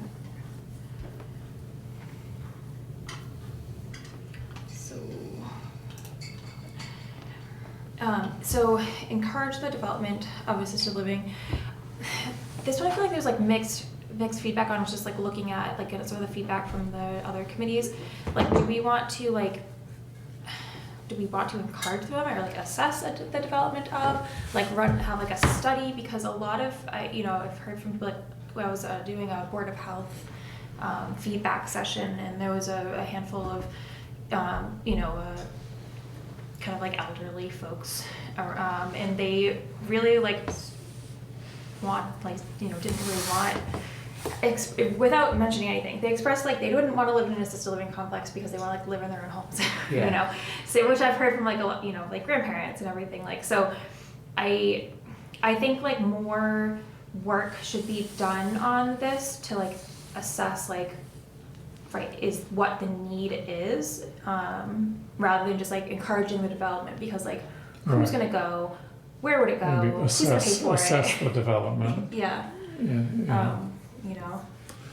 Yeah, because there are assisted living places in every town around Lunenburg as well, Leominster, Fitchburg, Groton. So. Yeah. I think, I like that word assess. I think that's a much better way of looking at it. I think that the recommendation is a good one, that Lunenburg is gonna have more seniors that could use an assisted living complex.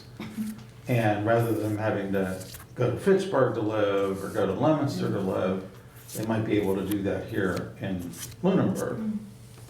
I still think, because I remember the original one was, it almost implied, like we build one. Build one. Yeah, build one. which clearly can't, but, and I think this one still kind of touches upon that, where I think it does, and I might be stealing this from watching the planning board or whatever, but it is more like encourage or assess zoning Yeah. that would promote or Right. allow for that to, for a developer or an investor to come in and do it, so it's more like just favorable zoning, Right, like making it, right, like a more, like a by right in some areas or Yeah. something like that, Yeah. So maybe we assess the development and bylaws / zoning that allows the development. Would you like change? favorable or, I think assessing the development implies that you'd look at zoning. Yeah, right? that's fair. I don't know if it's really necessary to specifically The real mention issue zoning. is, I think the senior population is saying, we'd like an assisted living center in this Yeah. town. Yeah, I think that's the real recommendation. right. yes, I guess the assessed development still makes me think like, are we assessing us developing, as opposed to creating an atmosphere where it could be developed.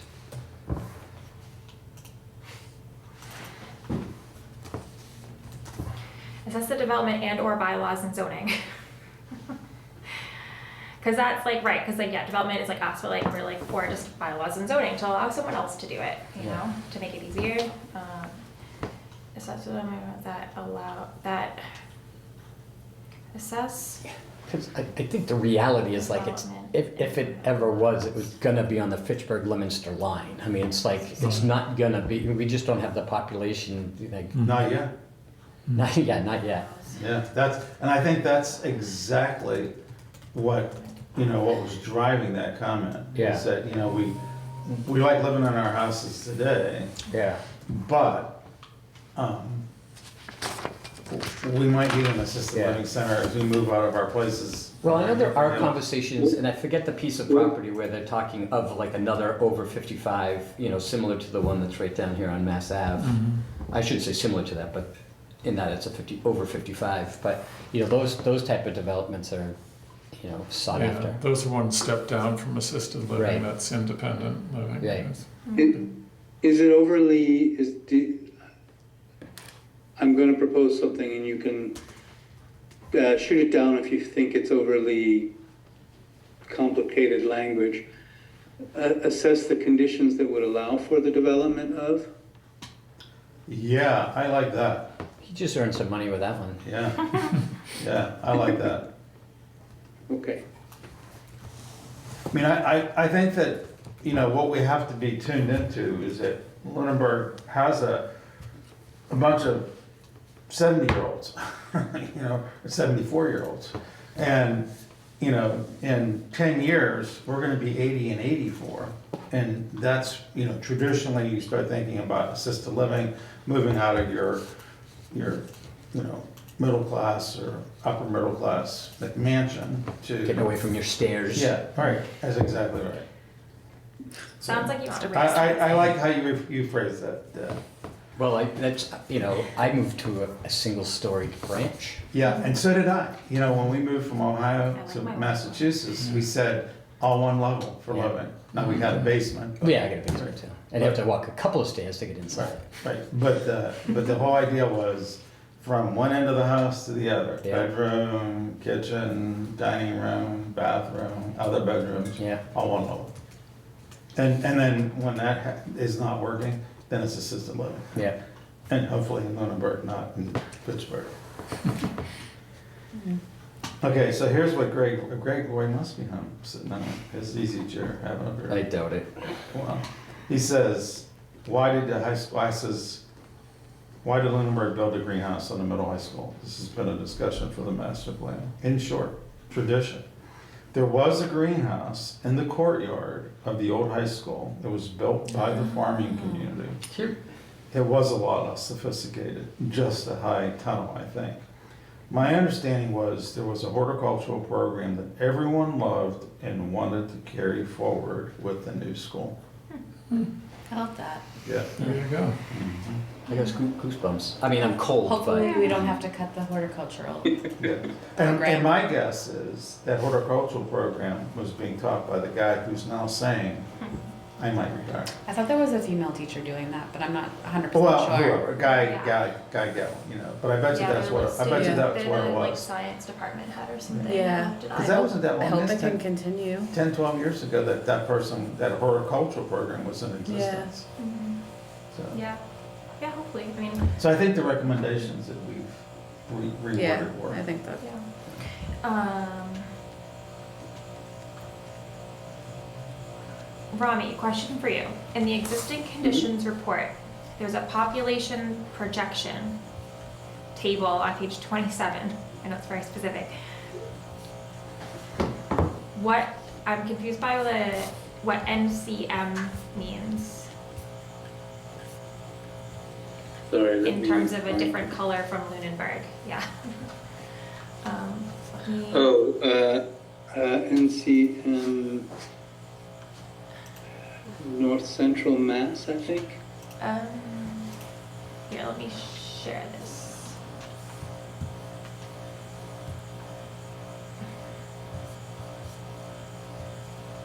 And I don't remember Yeah, what so these it's minuses. the larger region in which this is part of, this is in the housing Yes, chapter, is that correct? yes. So this is part of RKG's research, and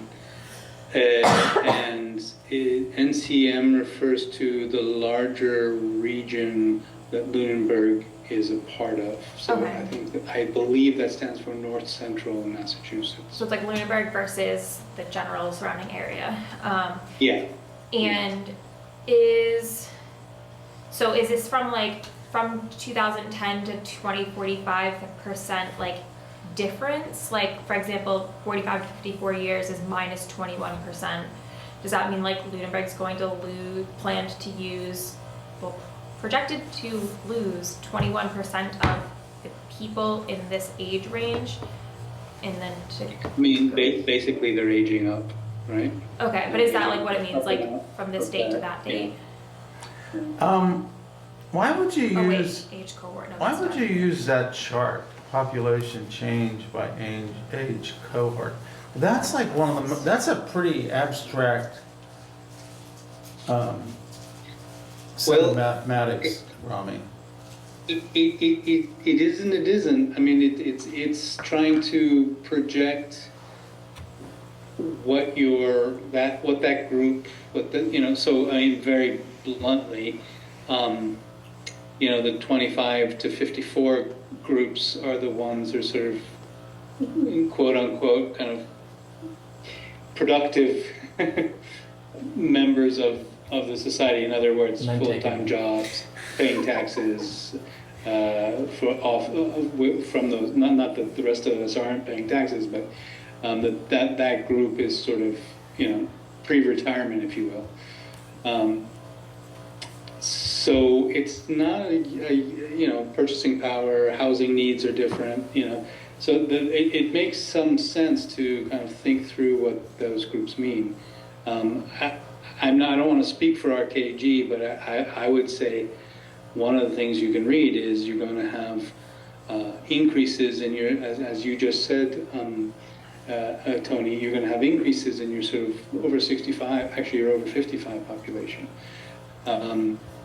And you'll have an increase in your young population, your young workers, right? First time just out of college, that group, starting young families, and where you're going to lose populations in this sort of that middle zone. So there's two tables here. So this one was a look back. This graph here was a look back from 2011 to 2021, which is what I think I'm reading here. Because the title is underneath it, so I was looking at the one over it. But then this one here is a population projection from 2010 to 2045. So this is actual, this is some, and then light. So this was the actual light cast in UMDI. Total population, oh, so it's just total population. So this is the forward projection, is that this is projecting that our population is gonna go down or up. But then this one was the age one. So this was a look back. I guess what I was thinking that this was like a future projection, which is not the case. I mean, those are the age groups of the out-migration from Massachusetts because of the high cost of living. So, Yeah, over yeah. the last 10 years, yeah. And then it's exactly in that, the lower end of that age group, those age groups. Mhm. Yeah. No, that makes sense then. Okay, so this isn't helping me in the way I was intending. I was helping it try to guide the conversation of like future planning, so sorry for derailing that a little bit. Brahmi, you better make sure that when we have the final copy, that the NCMs and the other acronyms actually read English. I would be surprised if they didn't include them in there, but if I'll double check, and if they're not, we will make sure that they are. Yeah. It's possible that they included it at the beginning and then not again. So the first time it's mentioned and then in brackets Yeah. NCM, but we'll make sure that those are. Okay. All right, so is this what we landed on in for clarifying this? Because this first half we talked about, assess the conditions that allow for development of assisted living projects. But in an area that reduces impact to surrounding areas, that was an expressed thing about how we don't want to put this in the wrong spot, but obviously we're I mean, I not. think that the end is extra, but I mean, that kind of implied with everything. It doesn't hurt. Yeah, I mean, it doesn't hurt. I just wanted to make sure Yeah. we're cool. Okay. All right. Encourage the development of low-income senior housing. So again, we didn't get housing authority feedback, so it's kind of hard to say. And we also didn't get council on aging feedback on this. So, do we want to do again just assess the conditions that would allow, or maybe we just combine it into one, assisted living complex or low-income senior housing, or do we want to keep it separate? They're two different things. Yeah.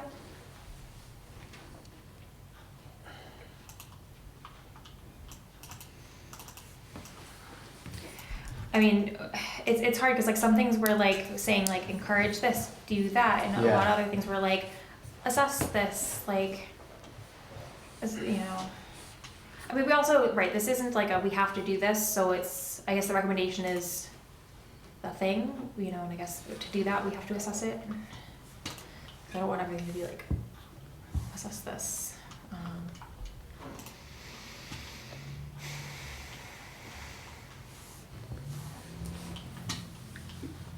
Because I just feel like it's contradictory if we like change this one to Yeah, assess well, this and that and not do it. for that. I would agree with that, Yeah. Kim.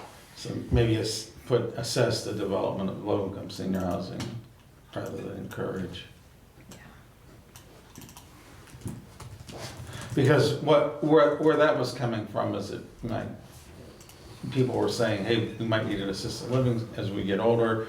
And then the other thing is there's a contingent of seniors who feel like they're being priced out of living in Lunenburg. You know, it's like, hey, so if I can't afford to pay my taxes, is there going to be any, you know, low income? They really are two completely different things, Yeah. because assisted living is Yeah. not cheap. No, it's not. It's very expensive. Yeah, that's And, exactly right.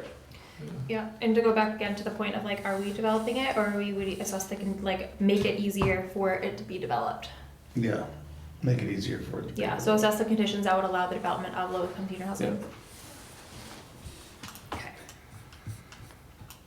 I mean, those are the things that would tie into, you know, the excess town property, whether it's, you know, School Street or anywhere else where Yeah. you make the property. Yeah, well, you know, we do have other property. Brooks House. Hmm? Too many stairs. Yeah, Brooks House. Or that lot. I think that. Seniors, We Put just- a bunch of old senior folks next to the library. See how that- That's perfect. Is it haunted? They can go over and get their puzzles. Hey, watch the puzzle comment. I didn't realize that Lunenburg Library rented puzzles. And then Oh my- yeah, they have my- a puzzle swap too. I know. Unfortunately, my good friend who lives next door to us, they started getting, and then they realized that the puzzles were missing pieces. Aw. Then there's people that like circulate puzzles they know have a piece missing. Yeah. That's That is so negligence. Well, that's exactly what happened. Yeah. Negligence. Why? Why would they do that? I don't know. Maybe we should add this. No Yeah. missing pieces. Okay, we're Puzzle. Yeah, getting a little punchy. That is the worst when you do a whole puzzle Yeah. though and you're missing one piece. Oh. But at the Lunenburg Adult Activity Center, because I still haven't found the senior center, they'll have a ton of these puzzles, and there'll be one marked, piece missing. I'm like, can I have the authority to throw this Yeah, away? just get rid of it. Like, No, you just make a piece for it. You do the puzzle, Yeah. figure out what piece it is, and Yeah. then Make make it. one. like where is society landed where we can't throw that away? It's just one piece. Or recycle one. it. We should store them at the Brooks House so that when it, no.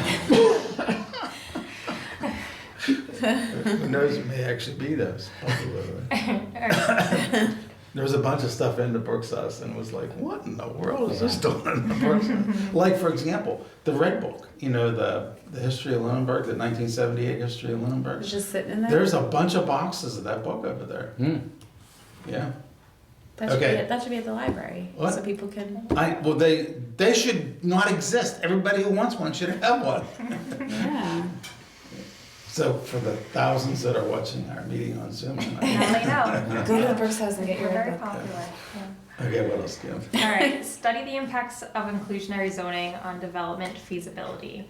I know we've talked about this a million times, but like this still doesn't really mean much to me. So I don't know if there's a way, maybe it means something to everybody else and it's fine, but I just wouldn't really know what to do with this because, Yeah, what did they say, the planning board? Because that's clearly in there.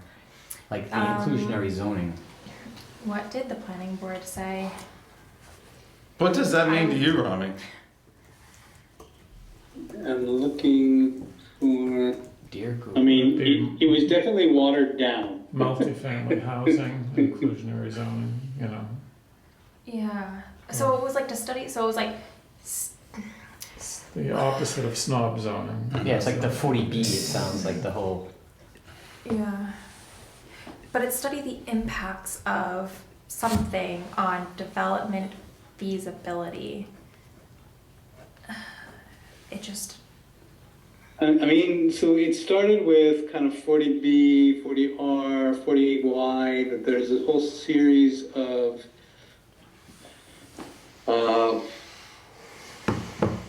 Ways to approach possibilities. density, I don't- increased density? I don't, yeah, I don't love the wording because I think the wording is so open-ended that it could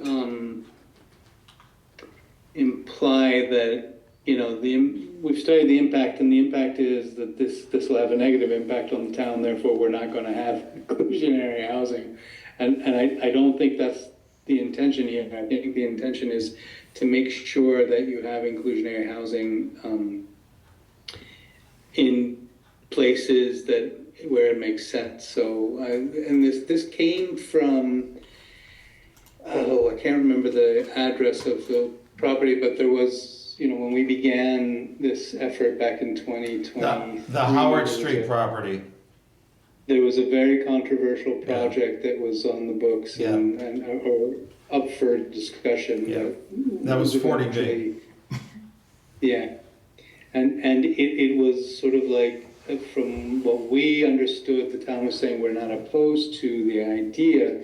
It just doesn't make sense to do it here because this is at the end of a, you know, kind of low density road in an agricultural area. With no water and no sewage. yeah. But we have all of those things in other recommendations. Like this one is like encourage development within areas of least amount of impact to intersect and open space. Do we have something specific that's not about inclusionary. inclusionary housing? Yeah. That's just any. Right, and like Building. encourage new housing developments. So, yeah. I mean, it's not uncommon for communities to kind of take a position on affordable housing, you know, and where and how. I don't know that we got there per se, but, and I think that's why this remains so sort of open-ended. And from that standpoint, I think it's the people who will look at that recommendation and say, I got something to do, will know what to do with it. Yeah, it's a planning board. Yeah. I'd say What does development I do- feasibility though mean? Yeah. That's the part that's Is is there a Affordable. place? Is it affordable? Is Yeah. there a right? Like, so you're assessing the impacts and is it feasible? Oh, Because But they study the I- impacts and feasibility of inclusionary zoning. If Study the impacts. well, you I know, think the we Howard- need to take the study the impacts the part out. Howard Street, you know, the history of the Howard Street was the property owner said, I want to build McMansions out there. And the town said, well, we don't have any water, there's no sewage, it's really kind of not a place to do that. And then I think the end result was, this is okay, if I do this as a 40B project, now your zoning requirements have less of an impact on me. And Yeah. and that zoning, that 40B, as I understand it, requires the developer to make some non-market rate housing, i.e. low-income housing, available, you know, for income-tested residents. But the bulk of it can still be market rate housing. I think that's how that was gonna shake out. Originally, the property owner was gonna make it all market rate housing, and the town said, well, we don't have water out there, we don't have sewage, blah, blah, blah, blah, blah. And then the end result was, he says, okay, well, I'll now apply for a 40B. So this, is that pretty much how that works, Rami? Yeah, I mean, and if it's helpful, we could read the sort of draft of the description that we have that follows this recommendation. Mm-hmm. Inclusionary zoning is a zoning ordinance that requires developers to set aside a certain percentage of units at below market rates. Developers are incentivized to provide income-restricted housing, a category of housing with deed restrictions that limit who can own or rent the units based on their income levels. Lunenburg currently uses inclusionary zoning to require affordable housing in the zoning for Lake Wallam overlay and the tri-town growth. Inclusionary zoning should be studied to determine if it helps development in desired areas rather than pushes developers to pursue other developments that avoid construction of affordable units. Possible actions could include conduct interviews with developers to understand the return on investment they require to pursue development in Lunenburg, use pro forma modeling to explore the inclusionary zoning requirements with a range of incentives, in other words, i.e. density bonuses, to understand the feasibility of a different inclusionary zoning scenarios in Lunenburg. That is hyper-specific language that developers and planners understand, and I'm happy to talk through if it's confusing. That provides more context for me, because that's now, I think this is saying, like, if we make inclusionary zoning, how is that going to impact the developers that want to come build? Yeah? Actually, what it is, I think the emphasis is on, somebody says, hey, I want to build, and then it's now you got to say, all right, how do you think you want to do this? And then look at inclusionary housing, non-inclusionary housing. And what makes the And most sense? we've done this in other communities where we've talked to folks who develop housing, either all affordable housing or inclusionary housing, and try to understand what their incentives are, so what sort of makes it work and doesn't work for them, and have at times have made recommendations. Well, if you're doing all affordable, or if the town or city is requiring X percentage of affordable, then you can build a slightly smaller percentage of total housing. If that area says, I'm just using example numbers, if you can build 10 units on this property, if you're building 3 units of affordable housing, then you can build 11 or something. So there's some sort of gaming the system, so to speak. I mean, I don't mean that in a negative way, but a kind of negotiation with the developers to make it, to incentivize their doing what the town wants them to do. So the specifics of that we don't know at this point, because we haven't had those discussions with developers. So the language is actually not that far off base from what you just described.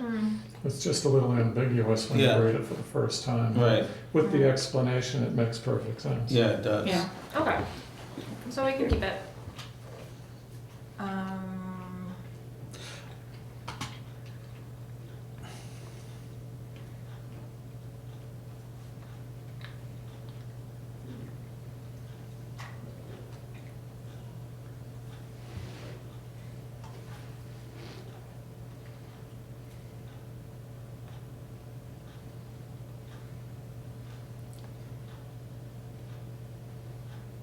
I'm just scrolling through these. Like, none of these really, like, I don't have any specific thoughts about them. I think that established an indoor farmer's market is kind of sketchy, but.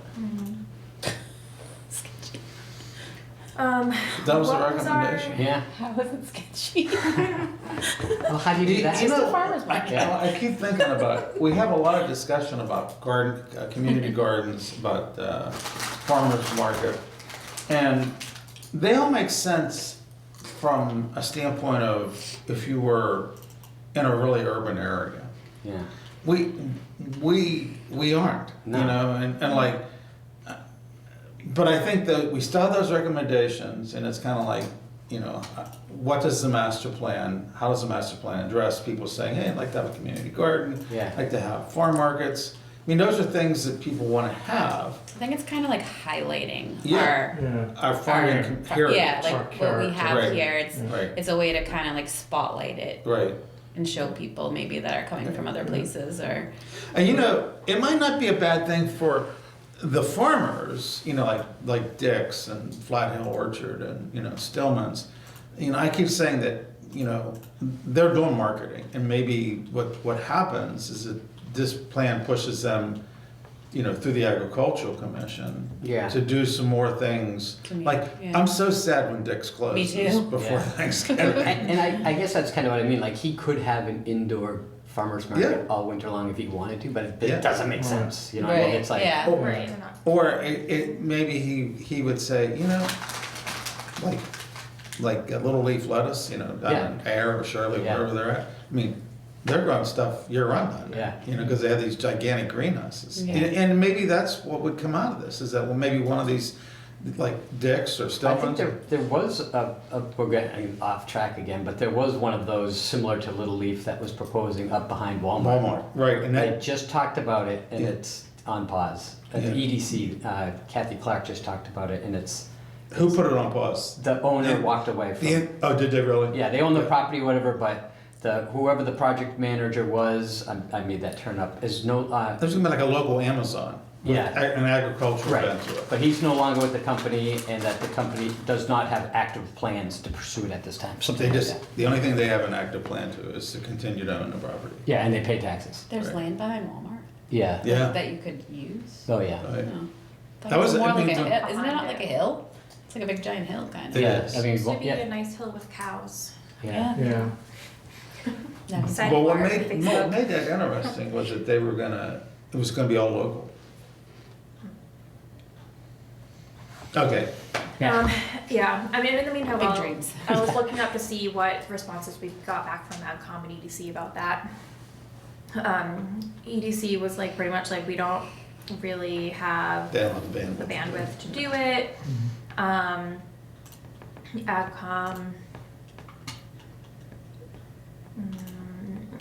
they said there's already like minimal support for the outdoor farmers market, and then logistically, like who would pay for it, like they don't have a dedicated space for I would anything think right now. in a rural agricultural area like this, something like that should kind of happen organically Right. through the I see what you market. did there. I mean, and I'm not, a libertarian or anything, but I just think, I really don't know if it's the town's job Agreed. to have to do that. We've got a lot of And it's, entrepreneurial people who are capable farmers and all that. Is it really the town's job to try to put that together? It should just happen organically, I think. The farm that would have the potential for doing an indoor farm market is Stillman's, because they have cows. And Right. every day of the week, And to- they are making milk. And they sell, and that, like, Stillman's doesn't close. yeah. Flat Hill That's closes, Dick's closes. And that's kind of what I was meaning, and it touches upon the point you were just making, is that if it was economically feasible, if there was demand for it, I'm sure they would. And Stillman's does, I think, have activity over They the used to do a winter. fair in That's the what I'm summer. saying. is Yeah. that I don't know They, about the- they do, because they have cows. Yeah. If Dick's doesn't have cows, Flat Hill Yeah. Orchard doesn't have cows. They have livestock that are Yeah. But that was one of making products every day. and I know it's not a popular position or whatever, but even the community garden, I was not a huge fan for a lot of those reasons. People have land to have Yeah. or their own gardens and stuff, and I wouldn't want to compete against Dick's and the other, people who are having essentially farmers markets, and that's their livelihood. And like, I would hate for this to like. Plus, I just don't think, there's a huge demand. I think that is more for urban areas where people want to garden and grow their own food. But anyway, Yeah, in addition to Stillman's, what we think, so, and we have Local Places Ranch as well. They're Yeah. open year round, they have a lot of local products, right, and if you have the right permits and all of it, like, you can coordinate with the businesses. Right, so I agree, like, I don't know where, in lieu of, like, having the appetite for an indoor farmers market, I don't know if the town really wants to do that, so, but it came from a survey, Yeah. like, was there, like, a huge, like, I don't know, support for this, or was it just like a couple of points. I don't know, and to further complicate it, when we interviewed farmers, local farmers, they said, to be honest with you, farmers markets are not a great income source for us. A lot of work. I think it's the kind of thing that It's a sounds lot- like a it's neat a lot of idea, work, they throw it out quickly in And conversation. not a lot of return. So are we proposing to remove 23?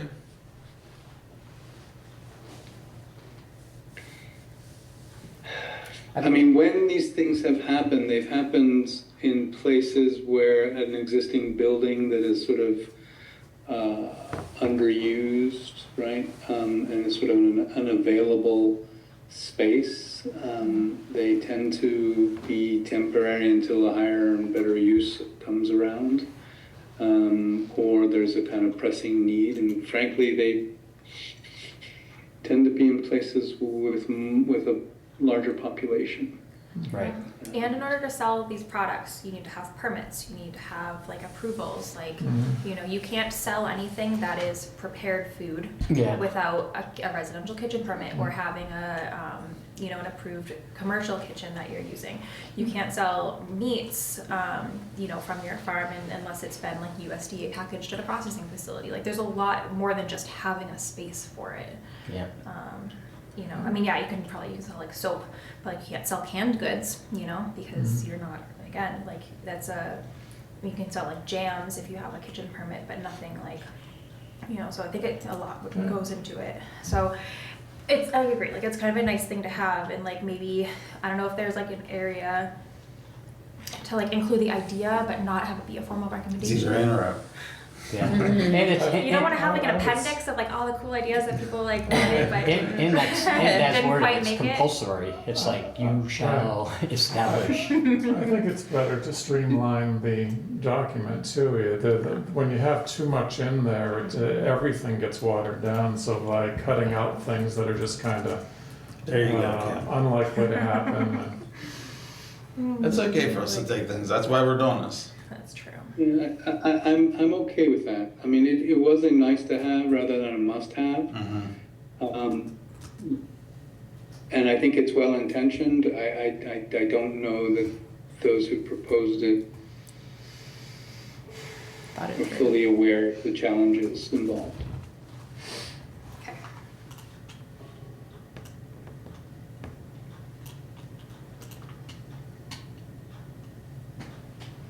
Okay. Right, this wouldn't be for the EDC. That's a good one. I think you keep Yeah, that in there. Yeah, I don't like this period though, 'cause it's inconsistent. Work with nonprofits to pair people interested in farming. So that would be probably like a EDC. Yeah, something. But what feedback did we receive from this?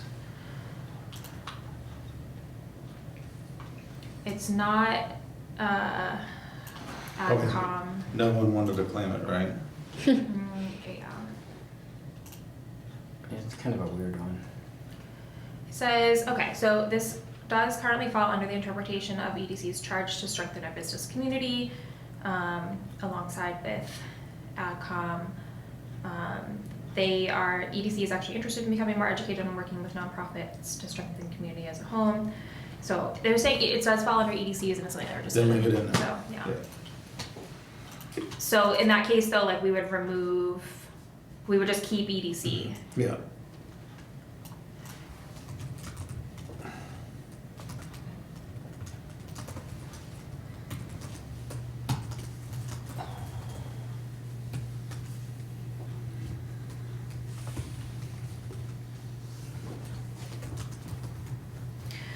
But keep, maybe, would this require town staff?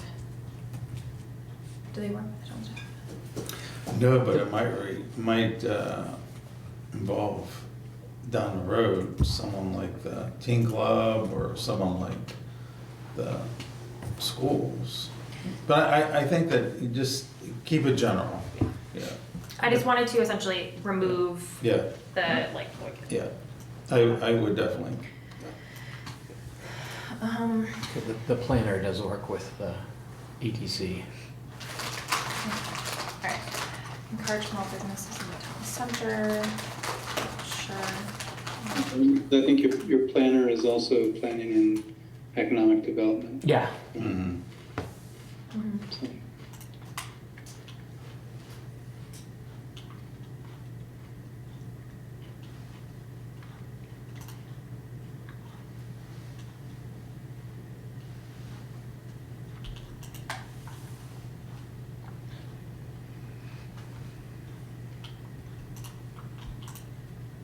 Get rid of these, update the guidebook. Get rid of those.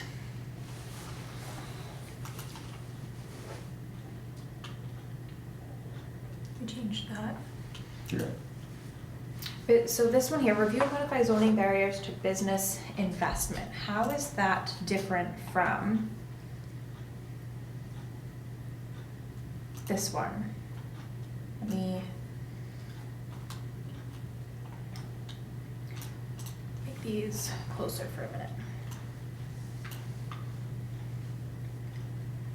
Are these the same thing? I would say yes.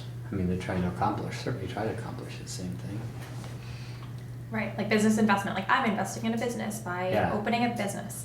Yeah. Yeah. I just, if anything makes it seem a little bit different is the word investment, but that's, That consolidate them would be a good way to go. yeah, oh yeah.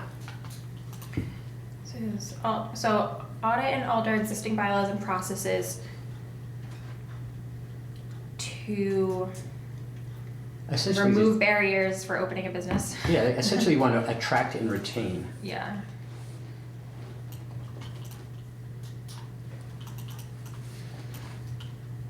Okay, so we'll remove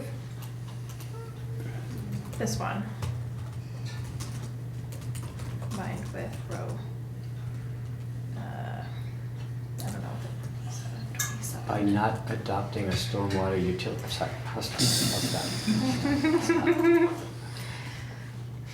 Don't you want clean water for our drinking and activities and recreation and animals? I'm not going down a rabbit hole. I'm not doing it. I've fallen down it. Don't engage. A couple times recently. You mean the same water that's falling in the same place since the beginning of times? Okay, stop. Microplastics. Acid rain. And now I've gotten distracted. Okay. Using bylaws and processes to remove barriers for opening a business. To not remove, because I don't want to remove barriers. Yeah, I don't think the intent is to remove all barriers. To remove unnecessary barriers. For a lot of details. Lessen barriers.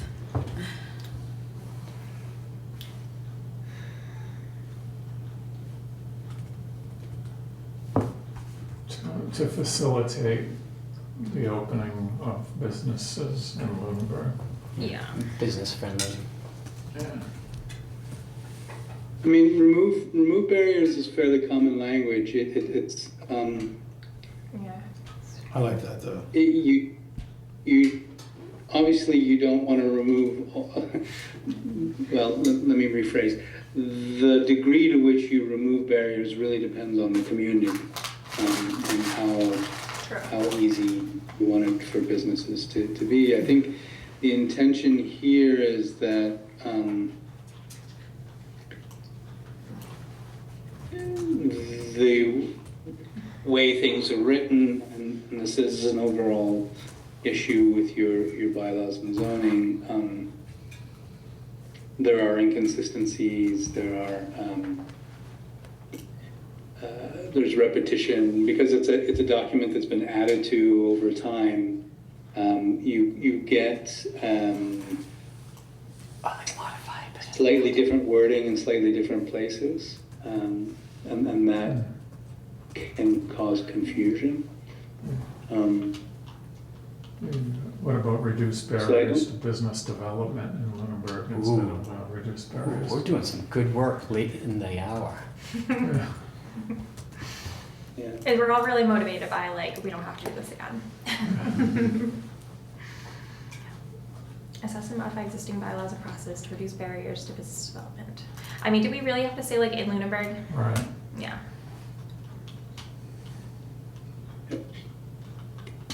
Yeah, That's good. cool. I like that.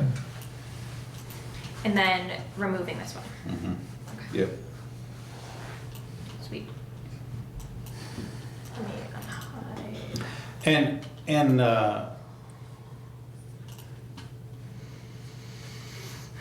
do we want to give the consultant the authority to streamline language for something that we haven't found?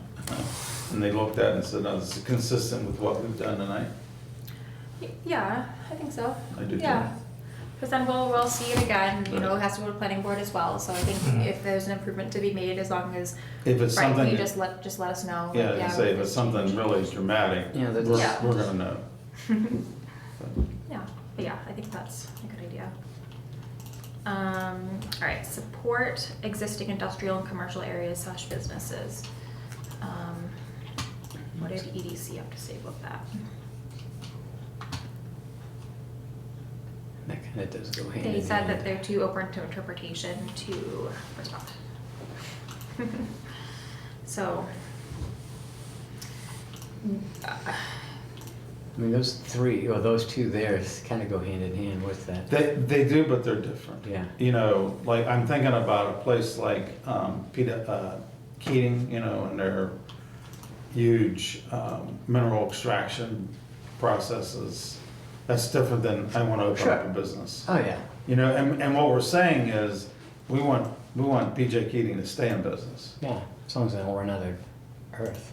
What? As long as they don't run out of material, Yeah. Right. Yeah. they're fine. They got plenty Yeah. of time. Yeah, but this one is supporting current businesses, the way that Yeah. we changed it to. But that's all right. Yeah, That's okay. I see the difference being commercial, industrial, you know, because, like, for example, we're saying, we don't want to get rid of Walmart at 300 Mass Avenue. That place is, we want to support that. Just like we don't want to get rid of PJ Keating or Powell Stone and Gravel. We want to keep those places there. Versus, we want to get rid of that type of an operation. Right, exactly, yeah, we You want know, more commercial. Right, we support want of to what turn we have. PJ Keating into Yeah. a mall, you know? And that's why we have to be very careful with stormwater utility. I'm serious. Yeah. Yeah. how does that work into that? Well, oh, here we go. Did you really want to Give open me that 20 can of 20 worms? seconds. No, Elevator pitch. No, in all honesty, that is what they're working on. That's what the latest consultant, the $42,000 is for, is to help build a process by which they can build residents and businesses. And it sounds, and it is still, you know, Where is this? in Lunenburg, the Stormwater Utility Task Force. So that's what they're working through is, it sounds like nothing is, you know, decided yet, but it sounds like residents will have like, they'll just set a fee for all residences regardless of anything. Just say it's $60 to $100 a year. But the complicated part is the commercial industrial properties where they're trying to determine how much impervious surface they have and will set up the billing accordingly. Right, if so you- more impervious Correct, the service, higher you- higher rate. So Yeah. that could be a huge number for something like PJ Keating. PJ Keating or, you know, where Walmart is. But the nuance in the whole conversation is you could have a place like where Walmart is and they have a stormwater system in place, Right, which would reduce that fee. which should reduce that fee and or eliminate like a waiver. Or you also have all of these, I don't know how long, but say a few years anyway. Although I'll say, you know, my house, which is close to 20 years or so, the property is designed to capture all the water and it goes to a retention area and drains in. So I don't contribute any stormwater off of my property despite my driveway. So, I see, yeah, I have something similar. yeah, so I think that people who aren't contributed should have a waiver. Or where I was going with that, brand new houses, people like the one that's in like, any brand new house, they spend, and I'll make this number up, it's probably somewhere around $10,000 to design and install a stormwater system. Like, I think those people should get a waiver, Interesting. you know, but Yeah. they'll move into their house and then they'll get a bill for a stormwater utility. It's like, wait a minute. I Right. just built this whole, so anyway, that's all being worked out through this Yeah, yeah, task no, force. You actually just made a great case for why we need to keep support existing industrial commercial area businesses. Because what that says is that when you're gonna devise a stormwater utility, Yeah, if you make it really expensive, exactly. then you're not supporting existing industrial commercial Exactly. areas. You just picked up what I was putting down. Yeah. Thank you. Yeah. That was what I was trying to say. We have to be Yeah. very careful. Right. And that, a very similar, and what really kind of puts the fear in me is that during the budgetary task force, there was some interest in doing a divided tax rate, meaning put the burden on businesses and reducing it on residents, which simply doesn't work in a community like Lunenburg where we are like 91% residential. It just puts an incredible burden on the commercial, and your taxes go down by like $60. Yet theirs exponentially, so it's very, not business friendly. So that's what I'm afraid is that sentiment is going to be played out through the Not storm. if we- Yeah. I think it should- Not if we live. Oh yeah, not if this document says it. Yeah. Yeah. I think it should be fair. Like if Of course. the industrial and commercial areas do have the If it's causing a things problem, that, for sure. Right, yeah. Oh, yes, nobody would dispute that, but, Yeah. and then I'll stop.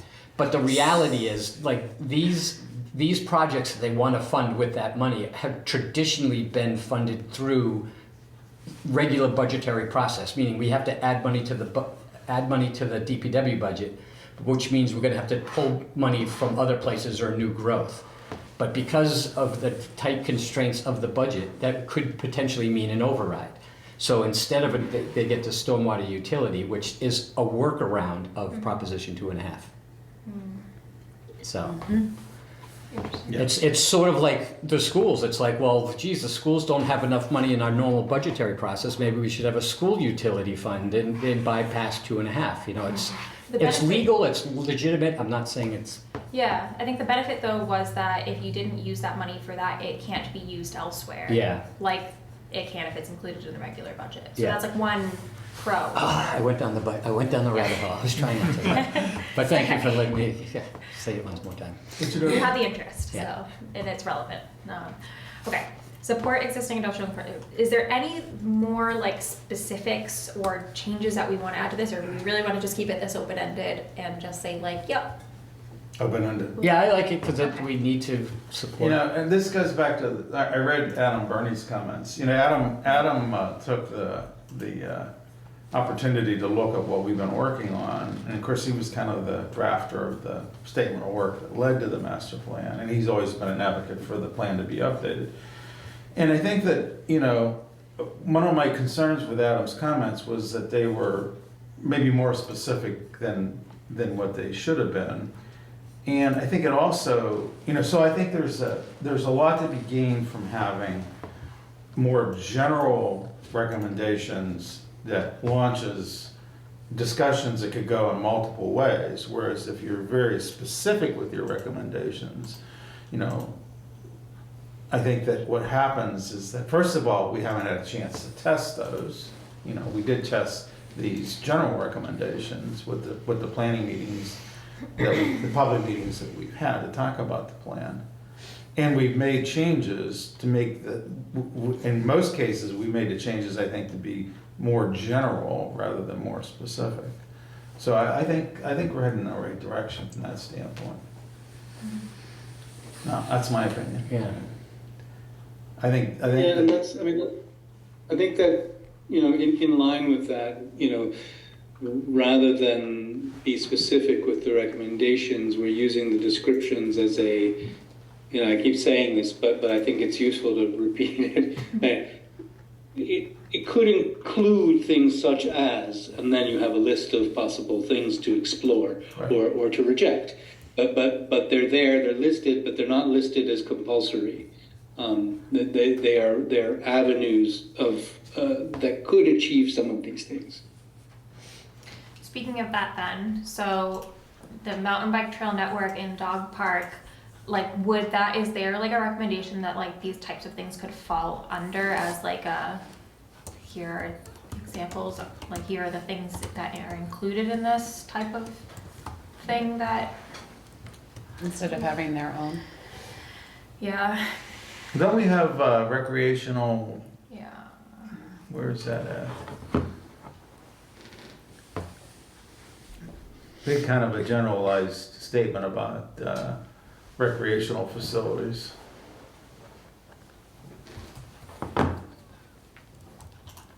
You gonna do a search? I was trying. Well, that just brings up park and recreation. Hmm.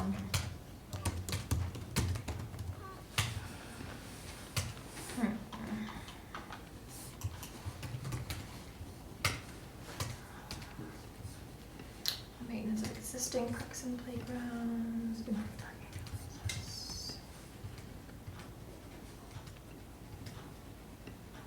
Hmm.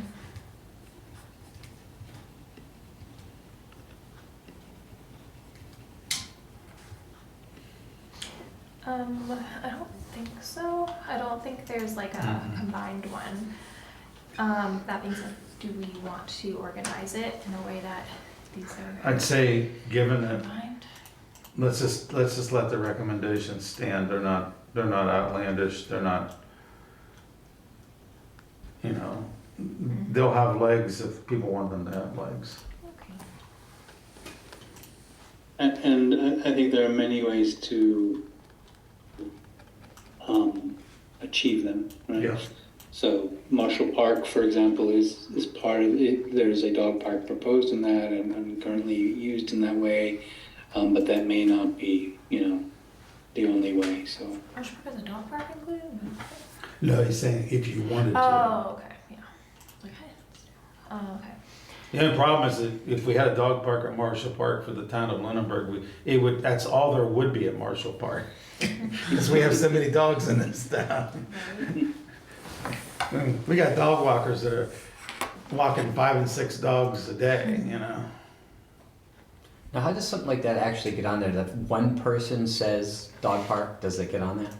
Yeah, but it was tested. And, Yeah, you but know. then, yeah, other people like voted like, oh, do you want to Oh, support okay, a dog yeah. park? Like, Yeah. yep, you know. I mean, that doesn't surprise me that dog No, park no, is no. on there because we have so many dogs. Yeah, and those are like a popular thing nowadays. Yeah. They're popping up everywhere. And the mountain trail, that doesn't surprise me either because in almost all the conservation areas, we have people riding trail bikes, Yeah. you know? And we have a lot of conservation areas. So, I mean, those are, you know, so maybe, like, for example, within the conservation area that I walk, I mean, there are trail riders in there every day. Yeah. And then one of the trail riders took the initiative to build a jump. Yeah. You know? And that's kind of what would happen if you had someone say, hey, you know, like, we could do a mountain bike trail in our conservation areas. And then that would attract people to do that. What's the difference between just like a trail in a conservation area and a mountain bike trail? Like, what's Well, the difference? the mountain, you go up a hill, you go down a hill. I mean, and our conservation areas are like the one I walk in, like the Lane Forest and the Town Forest, or the Lordstown Forest. Both of those are absolutely perfect places to put a mountain trail. So, you know, But it's like, what do you have to do differently? They do have different requirements. The wear and tear of it on a mountain bike is different than folks hiking. yeah. And also, for the safety of both parties, you do kind of want to separate them. The trail, the one trail the little jump that I was mentioning, it was actually off of the beaten path. It was, you know, like the trail that we walk as walkers, you know, you had this little diversion where someone created a jump and then they brought them back onto the trail. What did the conservation say about it? What did conservation say? Yeah, that's a good question. Let's see. But yeah, while I'm looking this up, the point about like keeping it separate so that everyone's safe is important. I was just reading an article about someone who was riding their horse and came across a cyclist. Oh yeah, the horse died and she got all messed up. Yep. Yeah. Well, what you might do then is you might take one of our conservation areas that's really hilly Yeah. and say, that's where the trail bike is. But they're gonna hire park rangers. Or self-police it. I mean, we have, that's going on right now. I mean, like, they're building different structures in conservation areas with volunteers.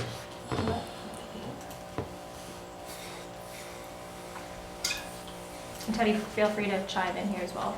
If you have any thoughts. So here's Concom feedback in for this one here.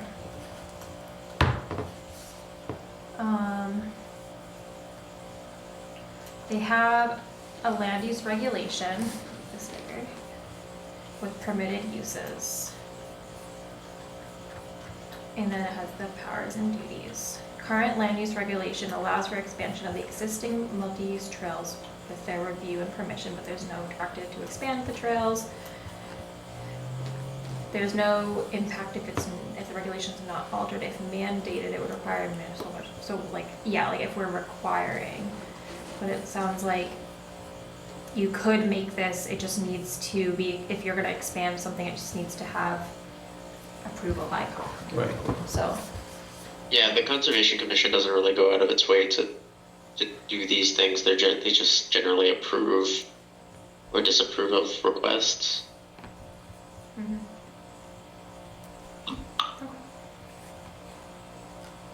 So kind of like just general, like they didn't have like an opinion on Yeah. it one way or the other. Just if you do this, you'll have to go through it and then we'll figure out. Okay.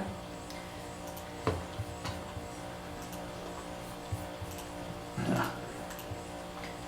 The dog park is gonna happen. It's what? I would predict that the dog. Well, there park- used to be, I don't know if it's still funded, but the Stanton grant used to give you, like, they pay half of it. Really, But I think they were so popular, I wouldn't be surprised if they're they scaled got down. overwhelmed. Yeah. Because it was still, I mean, they're still wildly expensive. Like $500,000 or something, you know, it's just, Which seems silly, just putting Yeah, up a a fence. fence, grading it Yeah. and putting up a fence in a park. Usually Someone has to like they're in write a insurance, someone has to Yeah. make sure that they're registered, everyone Yeah. has their shots, the poop is all picked up. What if someone digs under the fence, then there's Yeah. That's all I think about. 500,000. Yeah. That seems a little. I just, like, the park commission that I was a commissioner of back in Ohio, the dog park was created with money from 2 dog owners that loved their dogs. yeah. Aw. And they donated money to make the park. And it's probably at least 2 acres. And I've seen dog parks that are bigger than that. Yeah. I've seen dog parks that are smaller than that. Like the Fitchburg Dog Park at Coolidge is smaller than that. Mhm. And usually it's, some volunteer that either donates money or does a lot of sweat equity to make the park show up. But once they're created, they are wildly popular. Yeah. People love to take their dogs where other dogs are, which is kind of crazy. Like I was back in Ohio and we had to drive by the dog park and it was like dark, like 9 o'clock at night. This is like 3 weeks ago. Dark. And there were 4 or 5 people out there with Hanging their out. dogs. Okay, so a lot of these, rest of them are, new developments for access to adjacent conservation land, wildlife connectivity, so just keeping that, the Pound Beach, we gotta talk about this. All of these are just like created trails for connecting Lunenburg to neighboring towns, connect conservation areas,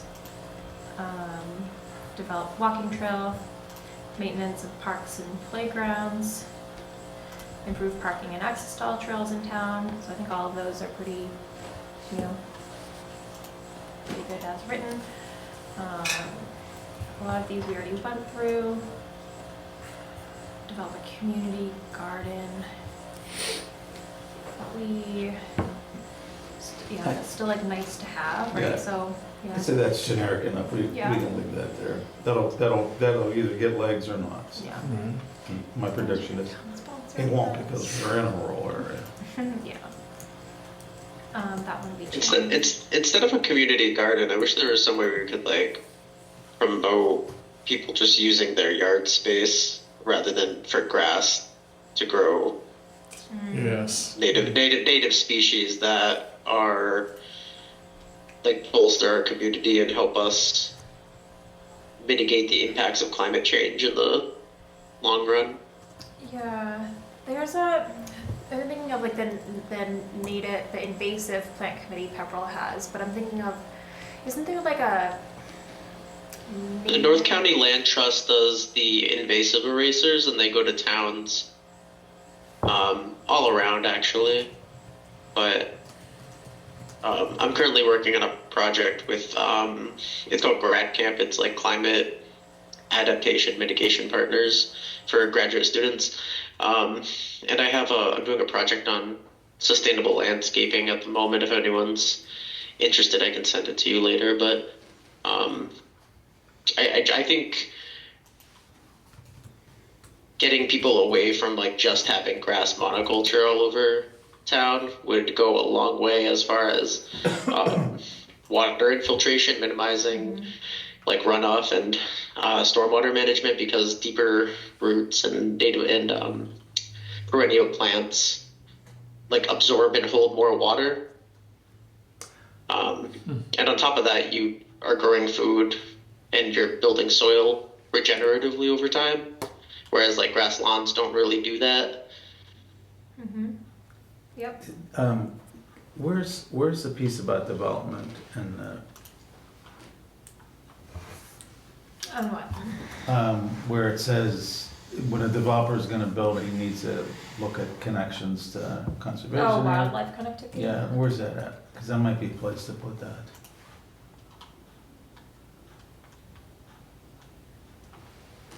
Yeah, see, that might be a spot to put some of that language in there. So right, like so maybe insurance and like. We're looking at line 39, Ted. Yeah. So, right, but it's not like just related to new developments, it's just like encouraging, like, right, new and exist, like just open space to have more, like, of just the not plain grass. Like more biodiversity. Right. Really, and I'm sure there's like a lot of like school areas that like aren't playgrounds, that it's just grass that we're paying to cut and probably treat with. Since we can't really like force people to do it on their own property, I think anywhere that is town owned, where there might be open space that is not heavily trafficked, or even if it is trafficked, there are different species other than grass that you can put there that either help pollinators or the soil health underneath it, and in turn helps the other plants that are in that area, whether it's a tree or a bush. I would say, Ted, I think they're all great ideas, but I think that, we have to be careful about generating new ideas at this point in time. Well, it might fit in here in So 81. I think, yeah, thank you for finding that, because that to me is where that is, like, Teddy, in the spirit of kind of, for example. There you go. All right, we found a place to put it. Into that one. Yeah. Yeah. We're in line It's not that- 81. Yeah. Yeah, I understand. I'm kind of coming into the master plan committee kind of late, as I joined in late summer. But these are just topics that And the reason, more knowledge Teddy, about. the reason why I went to look for the one in the developer piece is that, where I moved to in 2020, the developer, had he had some guidance and direction from the town, could have done a lot of the things that you just mentioned. And that's one of the reasons why could we have stuck it. But I think this is actually a better place to do it. Right, because like environmental Yeah. concerns, Yeah. like weather events, because this would be like the flooding, having like the better, Yeah. things like on the ground environmental concerns. We want pollinators, all Yeah. of that. So I think yeah. Does this make sense for you in here of what your thoughts were? Yes, thank you. Cool. Yeah. Happy to- And the developers should be told, when they start, like my developer who bought 30 acres of ground and put 7 homesteads in place, he should have designed that so that there wasn't any runoff Yeah. from the, so that, you know, and that topic wasn't as much in discussion as it is now because of the stormwater utility. But the developer should be developing like 7 house lots so that none of that rainwater hits the streets or hits the town's water bodies. And it would have been easy to do. Like I have a driveway that's probably 350 feet long, and when it rains and when it snows and melts, that all goes out into the street without having any retention. Yeah, I know. Right. Cha-ching, cha-ching. See, I want you to pay a lot and me to pay nothing. And when we have it like normalized on town property, I think it's more likely that people in town who have a grass lawn will get over the stigma of growing something other than grass. Yeah. No, and Teddy, I gotta tell you, I'd say at least a third of my property, I didn't plant grass. I got natural vegetation and things. Yeah. Because I didn't want that. I didn't want to be out there cutting grass as much. Is crabgrass considered grass? Yeah.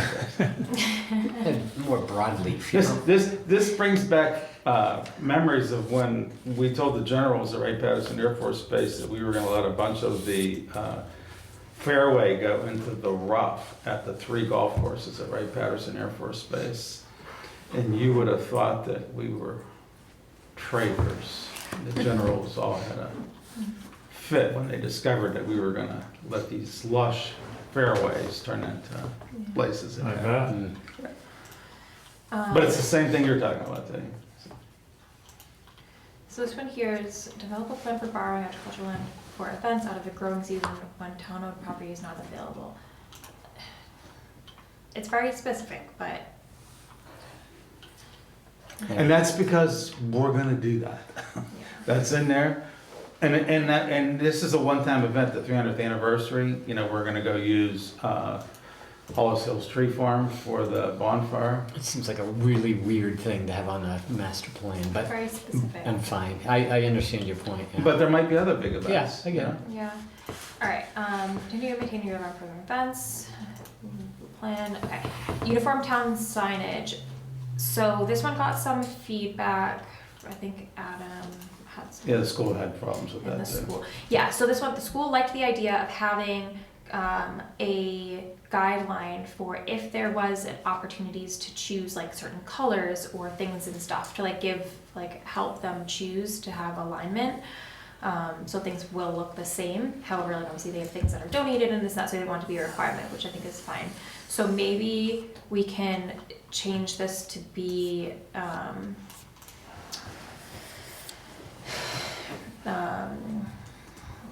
feel like I wrote it already somewhere. Tristan, maybe we have that.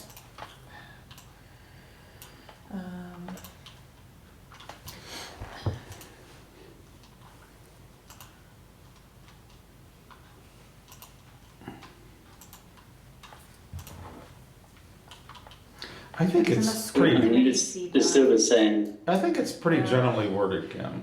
You know, it's like what's most critical about this recommendation. This actually came from me.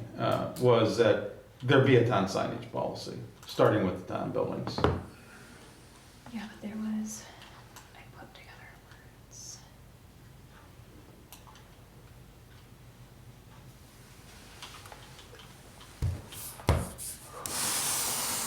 You know, you shouldn't have one building Yeah. with one sign, another building with another sign, what style. You know, like we have an electronic sign for the high school, and you know, none for the town. Like, what was really interesting when we were trying to publicize the master plan steering committee meeting that we had in October at Roasters, is that we could convey that message on the electronic sign, and then I asked them to convey that message on the Ritter sign, and no can do, because the sign isn't big enough to convey any kind of an intelligible Yeah. message. So it's like, that's what you gain Read from. electronic board. I don't think you could even do that. Oh, really? Yeah, because of how many letters it was. So change to develop uniform town signage guidance for municipal buildings. Yeah. And then I think we already have requirements for non-light pollution lighting that were. That's in that resiliency piece, right? Well, no, I don't. You already have bylaws Yeah, about dark light sky pollution, compliant right. lighting. The bylaws require dark sky compliant lighting. You can't require them updated on private property. So we could have it that the schools develop a plan for the replacement of outdoor lighting with dark sky compliant features, but I guess when it gets updated. So I guess would the schools go through site plan approval if they're making changes? Does the school have to do that? That would require them to have dark sky compliant lighting No idea. added? I'm gonna guess if they. Yeah, I would think. Okay, so then I don't think we need to add that because we have that required. So, Could you strike through it? yeah, so maybe just say developing from town signage guidance from Yeah, municipal buildings. and this was never about private property. Yeah, This is always about the No. town. yeah, I was just making it clear, yeah. Viability, sure. I want to reword this one. Part of it, evaluate all town administrative functions. Do we have to say like building permits, etc.? No? To my mind, everything that's in parentheses belongs in the You description. take that out? But it's there in the parentheses to make sure that we include it in the description. Oh, okay, I will keep in description, build in reference to building permits, etc. And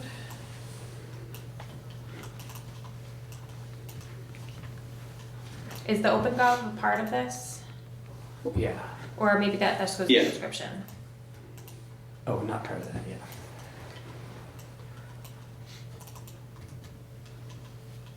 So we want to say change to. Right.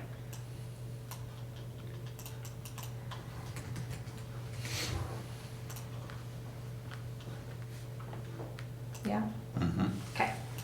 Yeah. I mean, to be clear, we were going to do that anyway. I believe you, but I wanted to write it down. Change to your, sure. We already did all of these. I'll tell you, that's a huge wave for the future, you know? And like, for example, you know, Don't look, Order. don't look. Oh. Stormwater, that's why. Establish the funding dedicated. But that can be any sort of. Yeah, the funding, that doesn't identify where the funding. Yeah. Okay. I mean, we all know where it's ultimately. well, you know what, it covers the fact that we're spending so much time talking about stormwater right now. You know, we weren't talking about stormwater as much as when this plan started, back in 2023. But it's become a real big topic. Yeah, why? But anyway, let's talk it up. Well, Let's move on. Let's move on. because the town has a requirement to Let's move comply with Right. the, You mean government regulations? the government, you know, Unfunded mandates? the water. Those aren't bad ones to follow. I mean, you should be paying attention to them. Oh, yeah, absolutely. Water quality. Yes, I would want more water quality. in my Absolutely. Yeah, no, I'll never argue against clean water, clean air, educating kids. I'll never argue against it. You know, had people done that, we wouldn't be dealing with stupid things like PFAS. Yeah. Single-use plastics, bad. Okay. Calming traffic measures, yes, I don't. This is very specific. I think, Robbie, so like this kind of information would probably be in the description, right? Yes. Well, this. So, all right. Bike infrastructure. hazard mitigation plan. Yep, that one we looked at, core research strategies, conservation, and for town and conservation land. Was there anything? Okay, green, that one we changed, and then this one stays, but we already have a bylaw for this, so like, did we want to keep this even though we already had a bylaw on it? Like, is it that important that like we want to like make sure we keep that bylaw that we do this? I think it's a good, it's an educational piece. I'd leave it in there. You know, because not very many people realize that every 5 years we look at bylaws. Yeah. Yeah. Clearly, because we were really outdated, right? Some of them. Well, because the circumstances by which this town exists change. Yeah. You know? Yeah.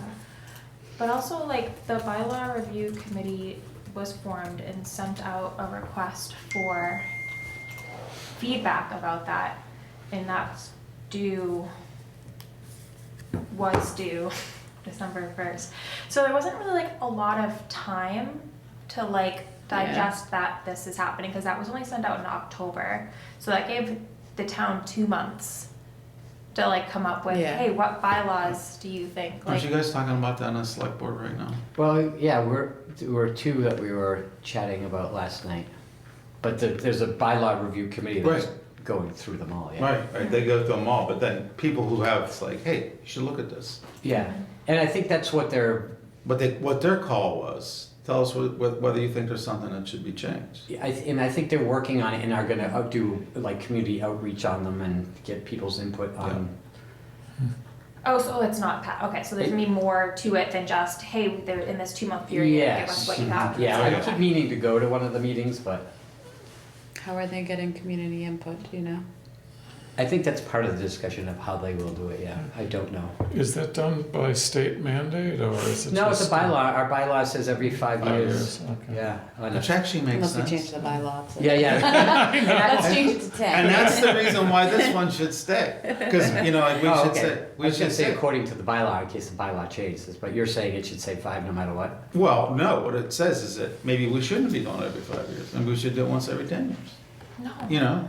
But that, Right. by keeping it in front of That's fine, people, yeah. it's like, hey, you know, this is what we decided. Yeah. Every 5 years we're gonna look at our bylaws. That And- does- and it's that not does limited. seem What kinda is the frequently bylaw to right me, now? like every 5 Or there years, go isn't through the one whole about how list. often you have to go over No, the there is, bylaws? there's a charge So for the what is- bylaw review committee to do it every 5 years. It is every 5 Well, years. Okay, I didn't know if we were yeah. changing that or if it was No. already set But as that's, 5. you know, David, that's exactly why, that might prompt people to say, you know, every Yeah. 5 years is But it's does too it often. actually happen every Mhm. 5 years? Yeah, it Yeah. does.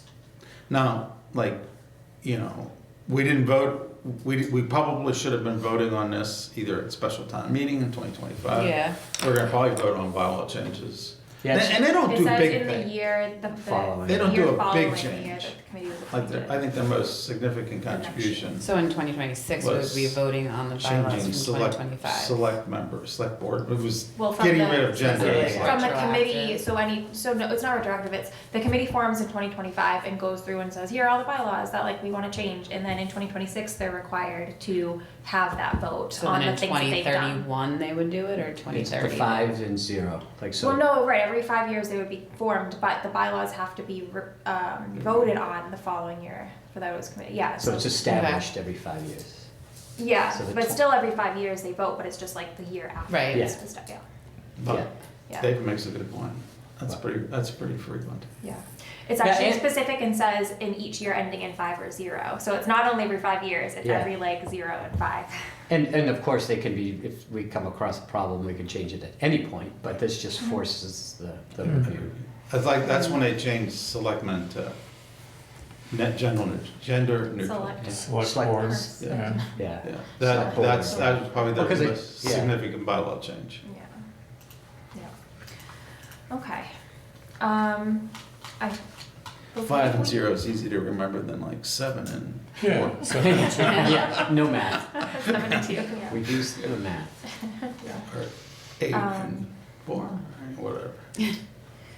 Yes. Okay. So in the implementation table, we're gonna have recommendations, time frame, budget. So we're only just really suggesting you remove this one here, column D, because that's gonna go into I into the report resources, bringing to effort, prerequisites. Yeah, I mean, I was hoping to like go through this more, but it'll be figured out once the things are. There's already stuff populated in here. And then I don't think we'll have, Rami interested in this one's not going to be added to the implementation table, right? No. Okay. So then, seems like a, good for final comment. I think we could just go through it one more time, real quick this time. Just one more time. Real quick, yeah. Yeah, I know. Awesome. So, okay, so kind of to go back, so Matt has to figure out our meeting minutes stuff. Yeah, that one's good. Yeah, I'll collect the meeting minutes and figure out everything, like get all the minutes ready for us to do what we do with, somehow. yeah, to do what we have to do. And I have to, so I'll have to get Matt a list of names of people, so that's 2 actions for me, 1 action for Matt. So I guess, yeah, Rami, Tristan, you guys are gonna work on I'll send this file to you as well, so it's 3 actions for me. And then just, work on updating your file and, on the draft, and then whenever it's ready, you said late January-ish, send it over and the planning board will have a look at it. Will we get a copy or not until after they look at it? So the only thing is we'd have to have another, well, I guess no way we could send it because We can send it. You if we just don't can't comment on it. yeah. You can't comment. Because again, it's not our publicly. opinions, it's not deliberation, it's just a Yeah. document that we've already, It's a public document, You can send things to us, you can send your comments to us, you just can't. yeah. Talk with each other. right? Right. Yeah, so once your draft is ready and it's gonna go to the planning board, like, right, we can distribute it. If anyone has like comments, right, we go to planning board meeting, send it to Yeah. Rami, send it to whoever. But yeah, I think that's a good idea, like send it out, the draft before approval, just so people can look at it. So yeah, whenever we get that, we'll send it out. And if we happen to have to meet again, or maybe we could do like a joint meeting with the planning board if people feel the need to want to do that. That'll be our next steps. And planning board also determine, right, like how this will be kind of implemented and go from there, so, yeah. Great. Well done. Yes, Kim? thank you, everybody. Kim, could you send me the spreadsheet first thing tomorrow? And it just means I'll be able to. Even better, I can just Get send right it to to you it. before I get out of this chair, Okay. so that I Great, don't thank you. forget. Alright, let me see, let me go through the rest of make sure we're not missing anything. Okay, so we have to just finish our agenda. Stop share again.